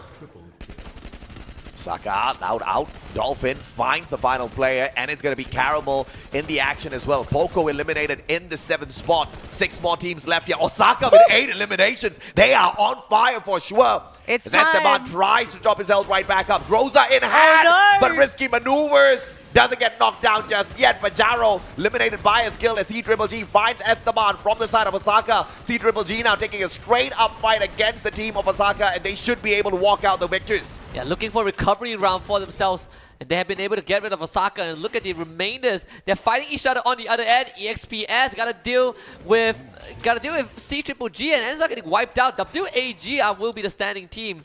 GW does have that 1 member on the high ground, but this is most likely going to be CGG's round. 3 members of WAG all separated. Peter taking the 1v1 against the Ghost. Cyrus getting sniped from downtown, and Dolphin cannot really help him. Peter wins that fight against the Ghost, and CGG in prime position to win the whole thing. CGG trying to cut down a 21-point lead that their opponents RRQ Kazu have at the top. If they can hit the Booyah as well, it is definitely going to help them do exactly that. But on the hunt, one final player, God of Wolf, Dian. He's survived long enough already. The charge buster isn't going to help him out. And C-Triple-G, they pick up the booyah. 25 points. I think they've done just enough to catch up to RRQ Kazu. So this fight for first is still hot between these two squads. They've closed the gap, right? That's the most important thing for C-Triple-G because RRQ, that was not the best round for that team, unfortunately. I think they got 9th place. So placement points, not too great for RRQ. Yeah. We didn't really see any eliminations as well. This was just a real struggle bus. If C-Triple-G picks up the final booyah of the day as well, someone's going to think that the Free Fire World Series is scripted. As far every team to pick up a booyah has hit 2 booyahs, except C-Triple-G. This is their very first one. Well, at least now we know that Thailand is the first region to have all their teams get at least 1 booyah. Yes. Yeah, absolutely, man. I mean, crazy stuff out of C-Triple-G. You got to talk about the consistency here as well, right? They needed to bank on 2 things. Number 1, RRQ getting taken out early, and number 2, them getting into that final circle and capable enough to pull away the booyah with massive numbers of eliminations, and they tick both of those boxes. Well, I think this is going to be a wrap as well, gentlemen, because we are down to our random map. Oh, yeah. And I'm kind of wondering what the teams are going to be thinking until they actually go into that game, because we have seen today some teams just do incredible on certain maps, and then on other maps they just completely fall flat. And I guess the question is, who's going to have the advantage moving forward as we figure out what that random map is actually going to be? And again, the discussion is always going to be on the teams that are playing catch-up, right? Yeah. So C-Triple-G trying to play catch-up against RRQ, RRQ wanting to extend their lead, and then of course the teams towards the bottom of the bracket trying to get as many points as they can. Group B trying to end on as high as possible. Group C trying to get as many points as they can. But if we were to consider the maps, okay, I know all of us love Kalahari, but who needs this last map to go in their favor the most? C-Triple-G. They need a next down. Yeah. I think C-Triple-G or P... Well, I want to say P Esports, but I would pivot towards Furious Gaming. I think either Furious Gaming or Loud. These two teams also need the last match, especially for Furious Gaming, because they have not been showing up too much ever since they had this good like 1-2 rounds from day 1, right? And afterwards they just fizzle out into nothingness. They ended day 1 with like what? Let's see, 41 points. So they ended day 1 in 10th place. Yes. And the next round is their last round for the first half, so they really need a good map. 41 points and 20 points came from 1 game. So yeah, the rest of their matches were pretty flat, and it seems to be the exact same scenario today as well.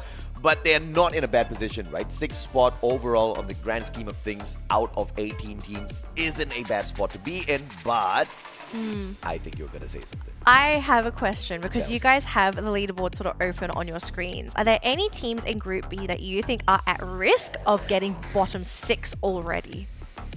Bottom 6? WASK. WASK. Is it just WASK from Group B?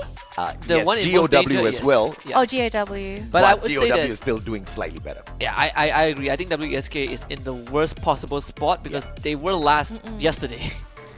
All right, well, we do have an interview coming up, so let's see what the players have to say for getting that booyah. For the final one, and it was on fire like one of the member of this team. CGGG, give it up! Congratulations!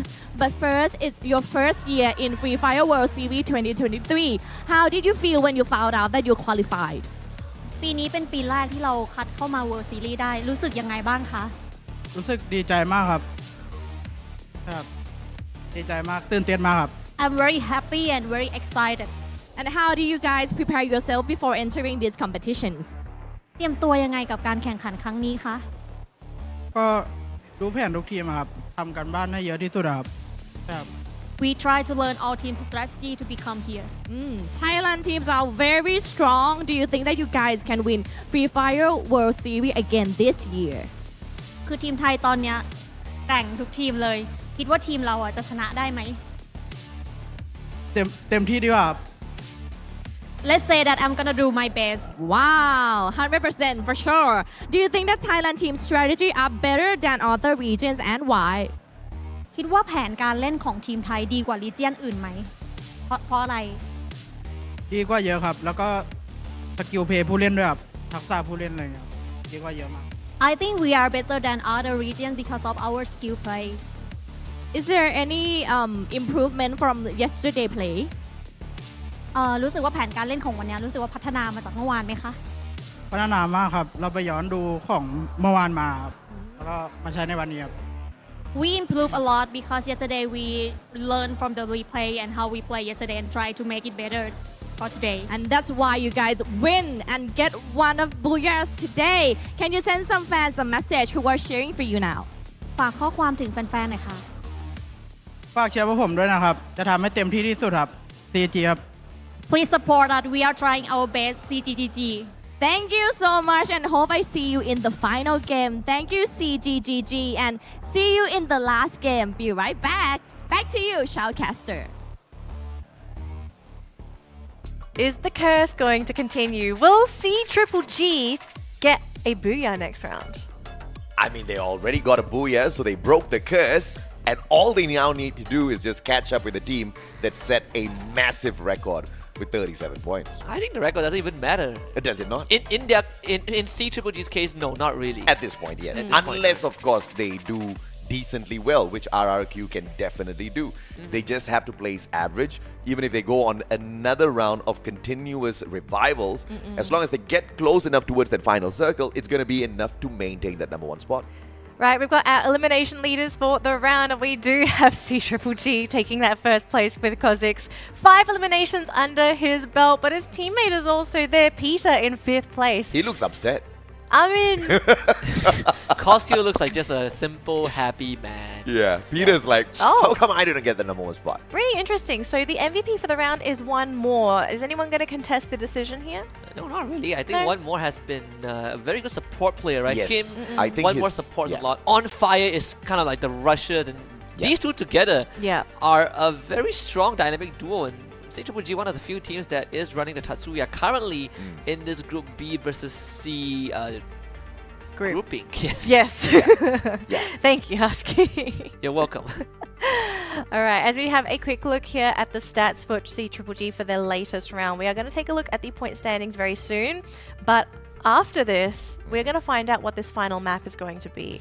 And I think the players are also going to discover it at the exact same time as we are. So they have a short period of time to figure out what they're going to be doing on that map. But here's the game standings for the 5th game of the day. C-Triple-G locking in 25 points for the round. And that went very quickly, so I didn't get to see the rest, but oh my goodness. 1 point. 21 points they needed, and they equalize. How insane is that? And Free Fire is, sometimes I believe it's rigged because It's you have rigged. moments like this, which is What? pretty insane. Look at There this. we go. They're 1 point ahead of RQ right now. Look, RRQ did not have the best round. I think that's Yeah, something that unfortunate. has to be said. Yeah. So for C-Triple-G to be up there, they deserve it. But now if you're RRQ, you need to contest for that position back. So what are you expecting to do when you don't even know what the map is? Just play. Don't split up. Just play like they did on Kalahari on every map. Absolutely. Yeah, life is like a box of chocolates. You don't know which maps you're going to get. Huh? I should phrase it better. Free Fire is like a box of chocolates. You don't know which maps you will get. You don't know which chocolate you're gonna get. Jeez. When I first heard that, I was confused as well. Hey, No, that happens, actually, it no, I was too. It sounded right in my head. As it always does. All right. We Box are going of to find chocolates out. time. Let's go. Let's open this box of chocolate and see which one are we going to get. Hopefully, it's not the white chocolate because nobody eats white chocolate. I disagree But with you. I know, but no. the We map all eat white is I'm a chocolate. white chocolate guy. Purgatory. I'm a white chocolate guy, okay? It's an RRQ, Kazu, and C-Triple-G map. That's Both of these terrifying. teams. This is dark chocolate. Is it Oh. dark chocolate? White chocolate is It's a Alpine. white chocolate for RRQ. I'm going to say that. Where is this conversation? Look at gonna this go? recap. This is not where RRQ wanted to go, though, right? So if you're RRQ and you're seeing this map and you know that you're trying to chase C-Triple-G, you need to pull out all the stops in this final map. If you're RRQ, this is where you want to go because you got the booyah earlier. So But it was a slow booyah, right? It was not a booyah where they were running over people. I remember specifically saying I actually think that was a bit of a lucky booyah for the team. Because remember, they came in from an angle where nobody was. Everyone was fighting on the eastern side of the circle. They came in from the western side. So they just came in and cleaned everyone up. Because there was like, what, 2 teams left with 1 player. you know you can This is- decide where to go on the map. This is a rare moment where I have to agree with Danny because if you compare like if you want to look at which round was more convincing for RQ Kazu, I would take Kalahari any day. Obviously. So you agree? No, I mean, that was a massive record-breaking round, so obviously Kalahari was better. But they also had a big influence on that map, right? Like they actively got eliminations. They were being proactive on that map. Whereas for that Purgatory round, they were quite passive. As they have always been, except that some of the other passive rounds, they were breaking apart. They were not sticking together. In Purgatory, they actually stuck together, got to that final circle. They proved to us that they could get that booyah. If I'm not mistaken, was that the map that they did the 1-1-2 split? I'm trying to remember. Yes, yeah, that they is- 1-1-2 yeah. on Purgatory. Okay. Correct.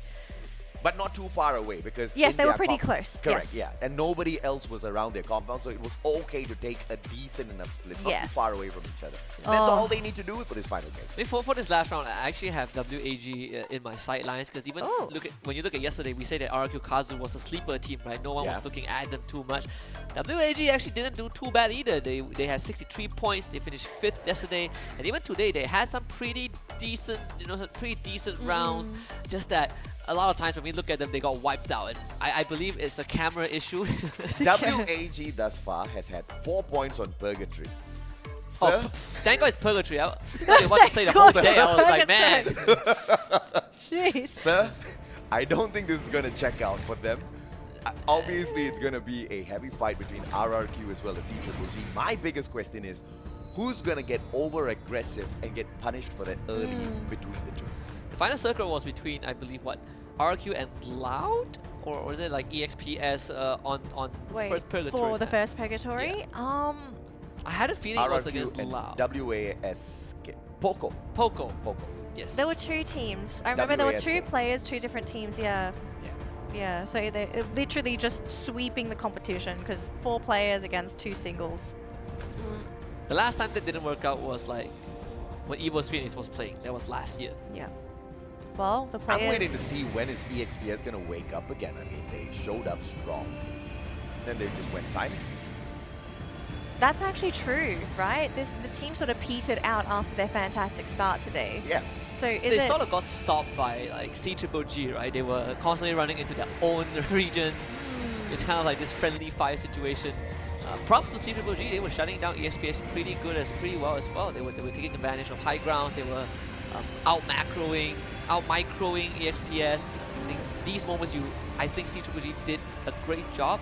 When you bring that up, it makes me wonder, is CGG intentionally chasing EXPS? That's no way. That's no I mean, way. they wouldn't know, right? But if that's the it intention, depends. then It depends, right, on how EXPS is playing. Like, if they're playing as if they would usually play, then that trend is going to help CGG chase them down. Oh, we'll see. I mean, We'll find out. they're both dropping in We'll the find out. opposite direction. So All right, so where is everyone dropping? That's the most important thing. EXPS is going to go Ski Lodge for sure. That's where they drop. The first time we saw Purgatory. Yeah. And I believe WAG was near them. Correct. And this time WAG, there are going to be some adjustments. They will keep that distance. RRQ and CGG are actually Oh both my. dropping onto Oh my. the southern island. This could be pivotal. Whoever wins this is going to take over the other team, But assuming they don't immediately die afterwards. But yes. The ones with the advantage here is RRQ because unlike their previous matches, they're actually deciding to stick together this time. And they do have a compound on the left-hand side to work around with. WASK early. Hot drop. Poco. They switch out one another and Sonia helps out. And he actually scores it. That's the first Sonia save. And he has the Orion also to help him out. That is crazy. YNS. What a shot from just point blank. They do One lose more, Xenius. one So more. Zizok actually gets the reset as well to Sonia. He got the knock onto Liam. This was an intentional hard drop from Poco Stars, and they're paying a heavy price. And this is the first time you're actually seeing Sonia check out for his squad back to back. Fantastic play coming through from WASK of all teams. I think Koski just set the record for the longest elimination distance, which is 109 meters onto Razor. Oh, but hang on. Take a look at the elimination feed. We're seeing RRQ dropping to CGG. Oh no, this could be terrible if RRQ are not able to recover. And RQ had the whole squad against two person from CGG as well. Wow. And they Oh lost my. 2. Oh my. And they did still have a compound on the left to play around with, so... Perhaps the engagements that have slowed down is indicative of RRQ breaking away from that engagement. But of course, Possibly. Oh, his leg! no way for us to find out They got that him. right now, as Spoko 18 Deer finds yet another shutdown alongside Raz. Oh my goodness. Man, C Triple G with 4 elims. Remember, it was a 2v4. It was just Cosq and I believe on fire and Cosq and one more, and on fire was playing from like long range. So things went horribly for our Osaka. Osaka just got a nade on 2 loss 31. Osaka's having a good day. Oh man. Kawan down as well. PE Oh my Sports gosh. choosing to hop on into this battle. But there is a vending machine and a revival point here if Noda can get to it. But nothing needs to be done as Mexico gets to the vending machine first, buys back his 2 partners. And PE Sports will rotate all around outside towards Marble Works, this time to meet Osaka instead. Loud is having a rough second half of the day. I feel like it's not even second half. It's like after the first 2 games, the team just petered out. Kalahari was They like did. the point of no return for them. Yes. Yeah. Lovely shot from Chris. Actually able to at least cash in on 1 point before he goes down. Coast is also gone. Oh, GOW is just sneaking away all of the eliminations off of the hard work of PE Sports. I mean, high time GOW actually did something out there. And if it's going to be vulturing upon another team's hard work, I'm actually still going to take it. And I think we just saw Poco Stars actually eliminating 2 players from WASK off the side of the screen. We didn't get to see it. It was on the elimination feed. But we are going to switch on over to RRQ. Now, they did manage to pick up their players, so they are back to a full roster.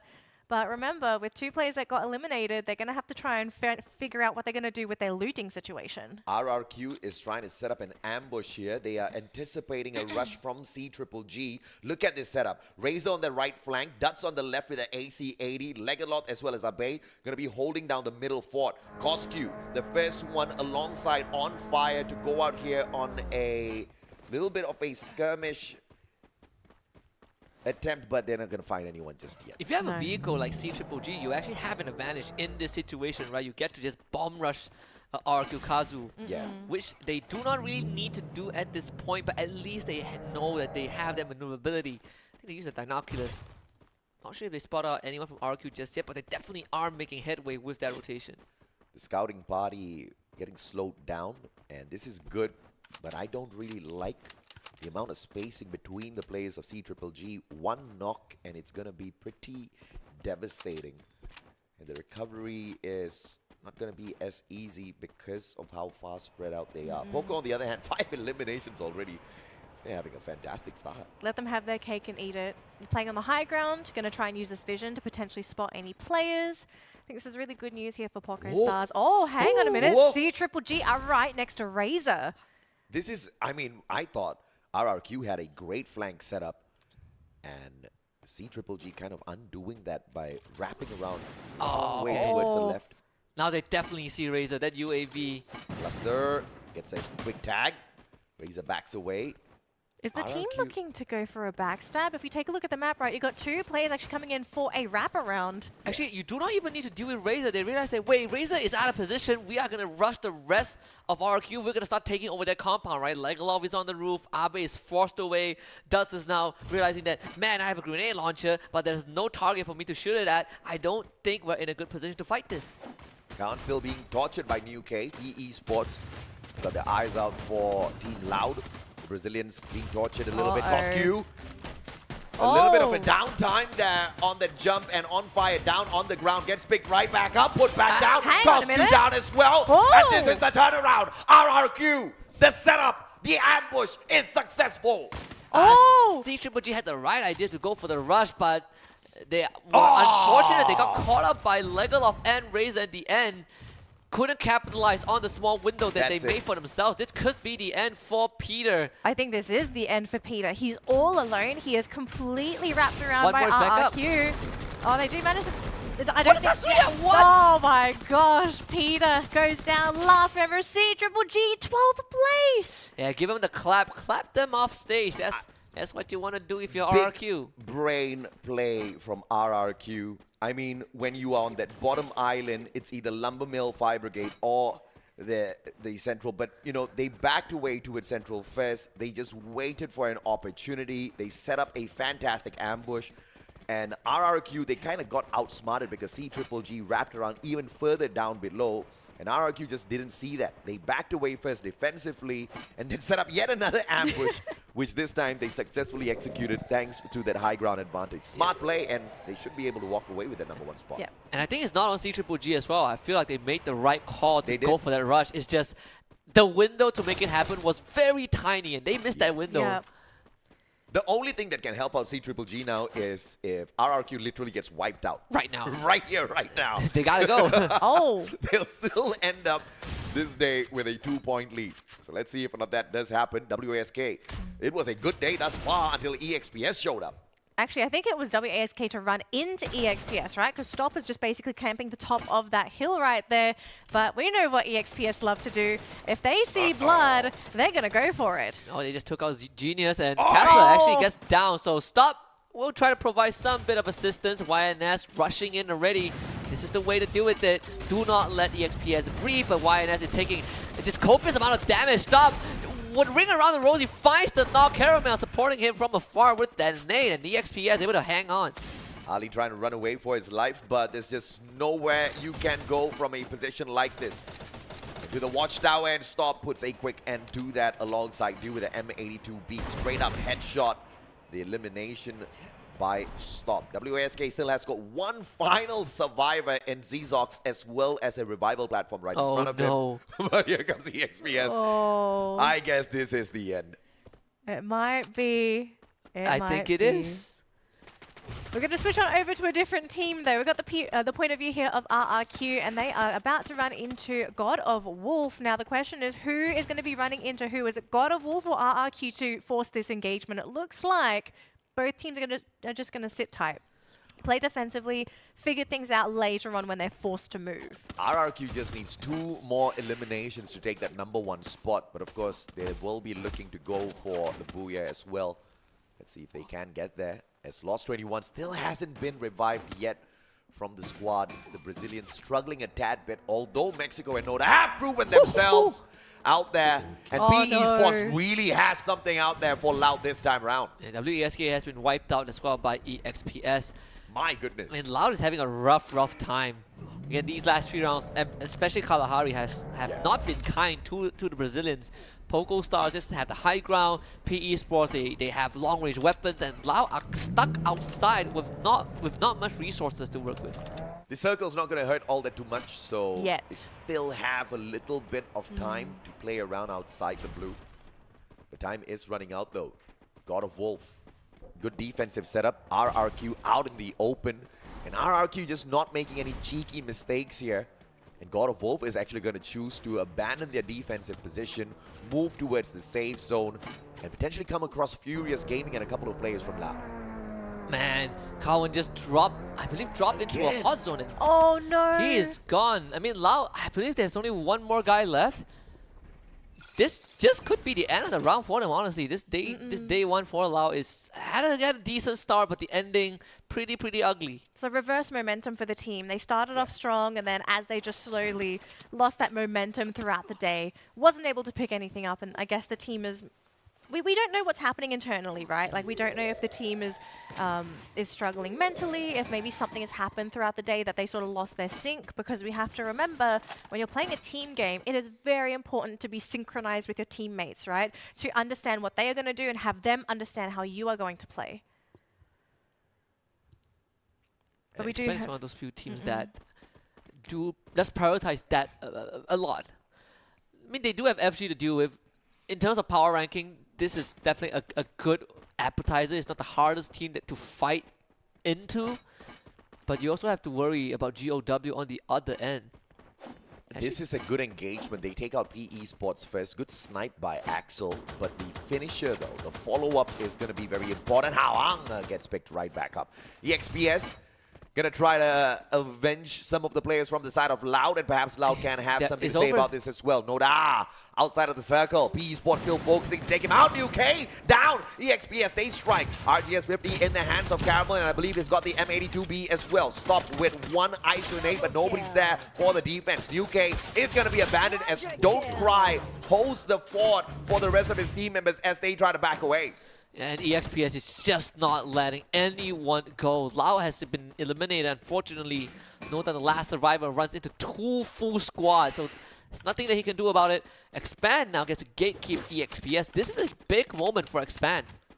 The high ground advantage that EXPS has, though, is going to be taken away by the circle as it continues to close in. Expand just needs to hunker down and hold on to the defensive position. All of the action just happening towards their right-hand side. The circle is going to drag them there as well. And like you said, Husky, if they can gatekeep EXPS, this is going to be a big round for Expand. This is a good circle for them, even though they have to move a little bit, but they get access to a lot of teams around them who are probably scrambling to get into the safe zone. Look at that southern side of the circle. There are at least 3 teams, 4 teams. RRQ taking on Furious Gaming on the roof. Okay, that's 5th elimination there. They just need 1 more for that number 1 spot. Abe shuts down 1 more player. I believe that's Pocho down on the ground. No shutdown in terms of the squad just yet as GOW hops on into this battle, saving Furious Gaming. Oh man, 3 teams on this rooftop. We've got RRQ on the roof. We've got 2 teams inside the compound. There's only so much room left for these teams to move, but at some point they're going to have to go because they can't share this real estate for much longer. That's the 6-point confirmation, so RRQ does end day number 2 in the number 1 spot. But can they be the very first team to break through and get 3 booyahs for themselves? Oh, Furious Gaming taking a little bit of damage there. EXPS able to make it to the center of the circle somehow. Oi, Caramel! Caramel, he's under a lot of pressure. Expand is also looking at him. Don't cry. Oh, doesn't want to let Caramel move away. And Hong Ang will finish the job. So lovely stuff, lovely coordination from the side of PE Esports. And look at Expand, they have a great area to work with. RGS50 just popping off from the top of the roof there. Dolphin out with a cluster on top of everything else, and RRQ leading the lobby with the most number of eliminations. Another RGS50 pump. Does he get the knock by his MKS down to the circle? And RRQ is just going to rocket from the top of this roof here. It's all going to be dependent on this next circle, whether or not RRQ stands a good chance to walk away with the booyah as well. And they also destroyed the vehicle of Lim, so Lim is going to be free foot. The circle does move away from RRQ. Right in the face. And just gives him the face full of lead, but Ko steals it away. But it's okay, gosh. Razor pumps in the 10th anyway by taking out a straggler. Osaka is in the center of the circle. RRQ doesn't really need to do much for the next 10 seconds, but if they don't start to move, GOW might just be able to catch them off guard. If they move a little bit too early, GOW still stands a strong chance against them. It's all about Expand. How they put a stop to GOW as they go to meet Osaka instead. Expand make their first move onto the roof. It's Cobra finding 18 deer. Pogo Star getting flushed out. As Cobra picks him off and Expand making some headway just at the edge of the circle. EXPS also due under a lot of fire, and Cobra wants to cash in as much points as possible. They also see Stop attempting to hide behind a tree. And Malaysia, I mean, Expand in a good spot. Expand picking up the 3rd knock, and this is gonna convert into an elimination any second now. Narrow out of the equation. PE Esports hanging on by a thread as Don't Cry accidentally takes Hao Ang down. This is just a little unfortunate. This is not what you expect out of your team member. EXPS spending the time outside of the blue. This is just a death wish. And Stop needs to move right now. Cobra finding the drop onto Hong Ang. So just freeing out a bit of breathing room for the side of Expand. And look at that. They are taking so much control now, putting the pressure back onto EXPS. Casper does have the UNP, but around the corner gets tagged. Big cluster from on top of the roof. Crime and Chaos finds Stop, but RQ, now they're going to turn their attention over to Expand. Cobra does get dropped, but picks himself back up. Expand looking for their first booyah, the first lobby where they're going to actually perform decently well for themselves. But RRQ looking for a massive booyah as well from up top on the roof. That bird's eye advantage. It looks like they are going to be able to walk away with the most number of information. View all alone too fast. Goes in for the execution. M1014, 1 bump. Guy doesn't nail it. It's a good attempt from Expand, but they did get rid of Dew. So Cobra picks himself back up, and Too Fast will receive assistance. So Expand still has the whole team left alive. Osaka is giving them a lot of headache, but I think Expand, they are going to slowly be able to push on forward, but they also have to watch out for RRQ. RRQ is actually fighting with God of Wolf. They're in literally the exact same vicinity, so that if they're going to actually try and make it to that late game, they need to support each other. Razor has to leave there right now. He's getting flushed out by all the glue wall melters. Expand just playing together as a unit. Great movements by Expand, but Too Fast needs to stop leading the charge here. He needs to let his rusher get the job done. Axel as well as Cobra. Perhaps if they can push up a little bit more, they're going to stand a good chance against Razor. And it is Too Fast that pushes on with that M10-14. And now God of Wolf on that right-hand side. Osaka straight inside that house. They don't want to step out just yet. Oh, I love this move. Expand are just playing together so synchronized. They are putting a lot of pressure on both Osaka and GOW, who are busy dealing with each other. And Dian is going to get pumped in the face by Chris, and he ends up going down. But the outside of the house is also in danger because Expand are flooding in. Can they clear out GOW? That is going to be the big question. Iza gone. Barricades himself with a blue wall. Cobra dashes away to safety. They need some reposition. Take a deep breath. The players they are don't getting have to rush blocked this. in. Some of the players are actually getting blocked outside. So if they don't break those glue walls, they might actually just succumb to the safe zone. Yeah, they have to go now. Expand choosing the right fight here. GOW, they have been barricaded right outside. Osaka from behind. All of these glue walls. It's their own glue walls against them. Volley gets cried. This is just absolute chaos. Pandemonium as a maze of glue walls stops all of these players. Too Fast down and out of the equation. Osaka inside. Esteban holding on for his dear life. Expand out in the third. And Osaka hangs on to pick up their very first booyah. Their very first booyah in the last game of the day. We were wondering when this team was going to finally get it. And of course, they did it in the last game. They did what Furious Gaming couldn't for LATAM. They bagged the first booyah for the region. But that last circle, definitely very, very dicey. Expand had a good chance. But they were pincered. Osaka flanked them, and Cobra could not handle 5 people on his own. Nonetheless, one of the best rounds for Expand despite not getting the booyah at the end. I mean, it was a great round for both Expand as well as Osaka. Both of these teams have been struggling all throughout the day, and to make it into the final circle, to get massive number of eliminations for both of these teams, fantastic. But of course, Osaka handling the situation a little bit more better than God of Wolf as well as Expand. They were inside that house. All they needed to do was just very smartly break through those blue walls, get out. But they did it. They just kind of played the interior of that house, went towards the very edge, didn't even hop out of that window, and they forced the fight straight to their own home front. Pajaro is just a ball of joy. And you know, in round 5, they were top two. Round 6, they got the booyah, so Osaka able to kind of get some extra point injections towards the very end. Yeah. Well, I think that's a great way to end the day for Osaka. They got the points that they wanted. They do have another day to play to get even more points to guarantee their top 12 placement. Now, of course, it's not going to be determined purely by this week, but we will figure things out with them in just a short moment. But RRQ, I think, regardless, they got the points that they needed, right? They have managed to stay on top of the leaderboard, or at least finish the week on top of the leaderboard over C-Triple-G. Whether they stay above Buriram and Magic Squad and everyone else, I suppose, in tomorrow's matches, we won't know until tomorrow actually happens, and what kind of influence Group C is going to have against Group A. But speaking of that influence, we've got a glimpse of Group C now, right? Yeah. What are we kind of feeling is going to happen tomorrow? Do we actually think that there's going to be a challenge for Buriram and Magic Squad with the addition of Group C? I think Group A and C are very balanced. They've got 2 titans in each of these groups and 4 average teams who are struggling to find their rhythm. So you're going to have both of the groups do well. I wouldn't really say it's a group thing. I would say it's more of a team thing. And Buriram, just with 1 day of play yesterday, has still outplayed the performance of all of the teams from the side of Group C. So there's a high probability your 2-time world champs continue to dominate. Honestly, the most consistent team from Group C is EXPS. And they weren't even consistent. Yeah. So if you just base off of that, I think Group A is probably the most solid group right now. Stable group. Group B, you have, I suppose CWG is the best bet you have. RQ Kazu is a close second, but that's pretty much it.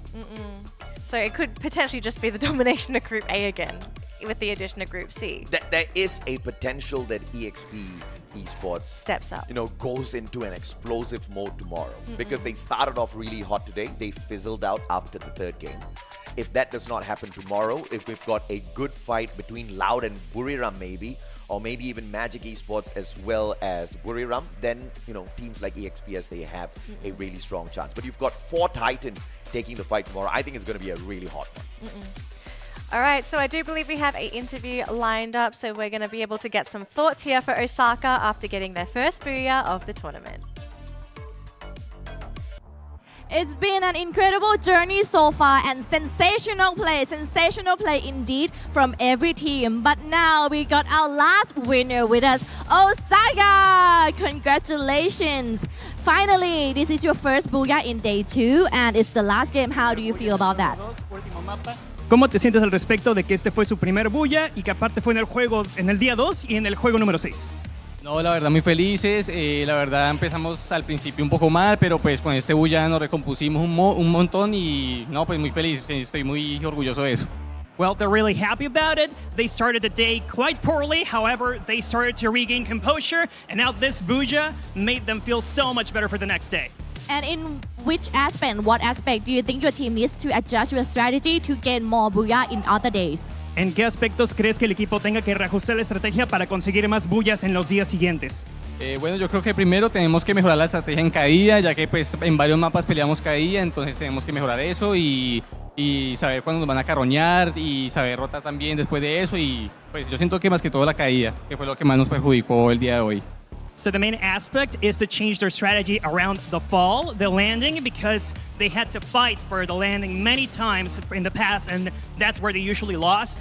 And also be prepared for the teams who are aiming for the kills, fishing for the final kills, that, and also rotating right after the landing. But the landing is the main aspect they need to work on. Work on the landing the most, right? Yes. We have 18 teams in this competition. Which team do you think is the weakest opponent and why? Hay 18 equipos en esta competencia. ¿Qué equipo crees tú que es el más débil y por qué? Bueno, la verdad yo siento que todos son muy buenos, pero a lo mejor me guiaría por la tabla, que sería Wax, que pues no van muy bien tampoco que digamos, entonces pues me guiaría por la tabla más que todo.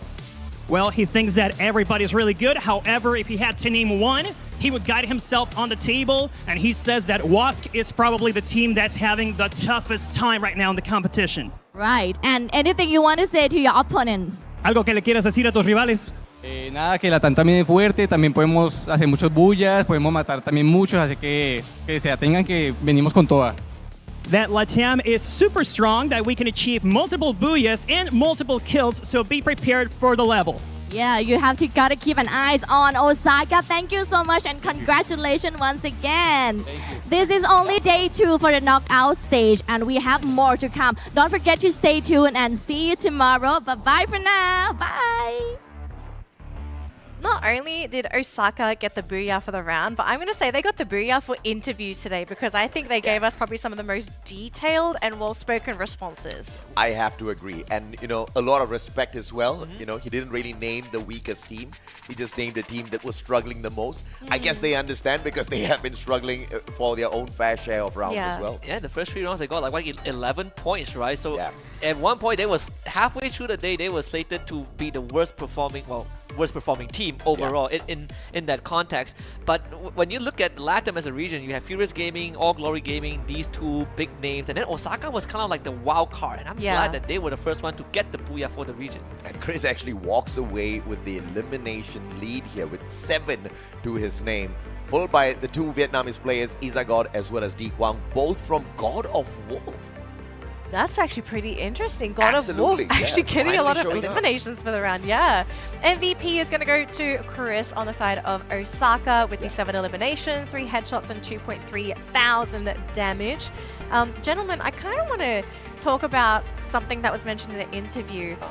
The fact that Osaka values their drop points so much, right? They were saying that for them, they struggled because they really had to consistently fight for those drop points and they were always losing. Yeah. And you look at the team that contest them the most today, RRQ Kazu. Yeah. At least I think 2 or 3 rounds they had to fight with RRQ Kazu early on. But when you look at the last 2 rounds where they had a good finish, it was because their drop point was uncontested and they were able to get into the circle with their compound uncontested as well. Yeah. So I think my opinion would actually be the exact opposite of yours, Danny. They are not that mindful of their drop spot because they actually started off the day with an advantage. They already knew exactly what to expect out of RRQ. They could have kind of avoided them. They got caught the first time, and then the second time and the third time. It is probably something that they just had to learn the hard way. But now that they've gotten into this rhythm already, and tomorrow they don't have to deal with Group B, hopefully we see more of Osaka. Well, I mean, they also have information from Group A as well. They can Yeah. always go back to yesterday's VODs to see where everyone is currently dropping. But yeah, there's the game standings. Wait. I think we got the wrong. Osaka got the booyah. Yeah. This is definitely not C-Triple G. Yeah. I know the broadcast is in Thailand. I know they have the best team. It just you can't do this to Thailand's Osaka. like, we're gonna take it. You can't take the moment from Osaka. Okay. Yes, we will fix this. We're going to leave that for now. So game. It's irrelevant. It's irrelevant. Yep. We're not This gonna is look at this is game 5's standing because X-Men Yeah. got 7 points. Yeah. It's Yeah. game 5. So we're going to pretend nothing happened here. But we know Osaka. We're gonna pretend nothing is happening at the moment as well. Don't look at the graphics. Listen to our voice. Yes. Although we will need to be a little bit mindful. I don't know if they're going to show the overall standings. I don't know if I think it might be correct. We'll find out in just a second. I'm pretty sure someone's panicking in the background and they're fixing it right now as we speak. Someone's job is on the line. Don't make it hard. Don't make it harder for that person. He's already panicking. He's like, ah! It's fine. We won't worry about it too much. We'll take a look at it in a little bit. But yeah, don't worry about the standings, ladies and gentlemen. But we do need to sort of consider what's going to happen tomorrow, right? So it's going to be Groups A versus C. Teams in Group B are basically sitting on the sidelines praying that they can maintain their positions, right? Because that is essentially what is going to be happening. At the same time, I want you guys to sort of consider. There he is. There we go. All right, here's the correct updated point. So Osaka, 22 points, very valuable. We've been waiting for this booyah to happen, and it finally did. God of Wolf taking home 18 points alongside Expand, which Expand also has been struggling to get those points, so really happy for them to get the 18. RRQ Kazu ending the day, ending the weekend with 17 points. This is massive. This is going to put them back on top of that leaderboard. They're going to be so happy with their position. EXP Esports 11. Bit not too great for that team. I know they're expecting a lot more for their points. But we know if we zoom on down to 9th place, C-Triple-G, because they ended in 12th place or 11th, they got 0 points for placements. They did get 5 eliminations, but I'll argue they did best them in that battle on the island towards the southern section of that map. But yeah, so going back onto the discussion that I kind of wanted to have, right? We understood that teams in Group A and B, a lot of the points were being siphoned towards the top 2 teams, right? Magic Squad and Buriram. Is it going to be the case again? Because I think Husky said it nicely before, right? When it comes to consistency between the 2 groups, Group A, the teams there, massively consistent. They've proven themselves with teams in Group B. Now that Group B is paired up with C, a lot less consistent if you want to do the comparison for teams in Group C. I think the 2 teams that were consistent yesterday were consistent today as well from Group B. You're looking at C-Triple-G as well as RRQ. RRQ, correct. Yeah. So they both definitely delivered. I don't think the 2 teams that performed from Group A is going to drop the ball tomorrow. You're talking about Buriram as well as Magic. I don't think they're going to drop the ball. I think they're going to suck up all the points. I think a lot of eyes will be on Torret, right? Because Torret right now, they've only played 6 rounds, so they're in 16th place. And we had a lot of high hopes for this team, right? They were Express Raiders Eclipse, very, very experienced squad, but yet here they are. So I think tomorrow, if you want to really look at a team, because we put WSK aside, they are done for the week. But for Torret, they have 6 more rounds to play. And Dew still holds on to that $10,000 at least for this point of time. 2 MVP titles to his name. Once again, the overall MVP of the Free Fire World Series walks away with an extra $10,000 bonus.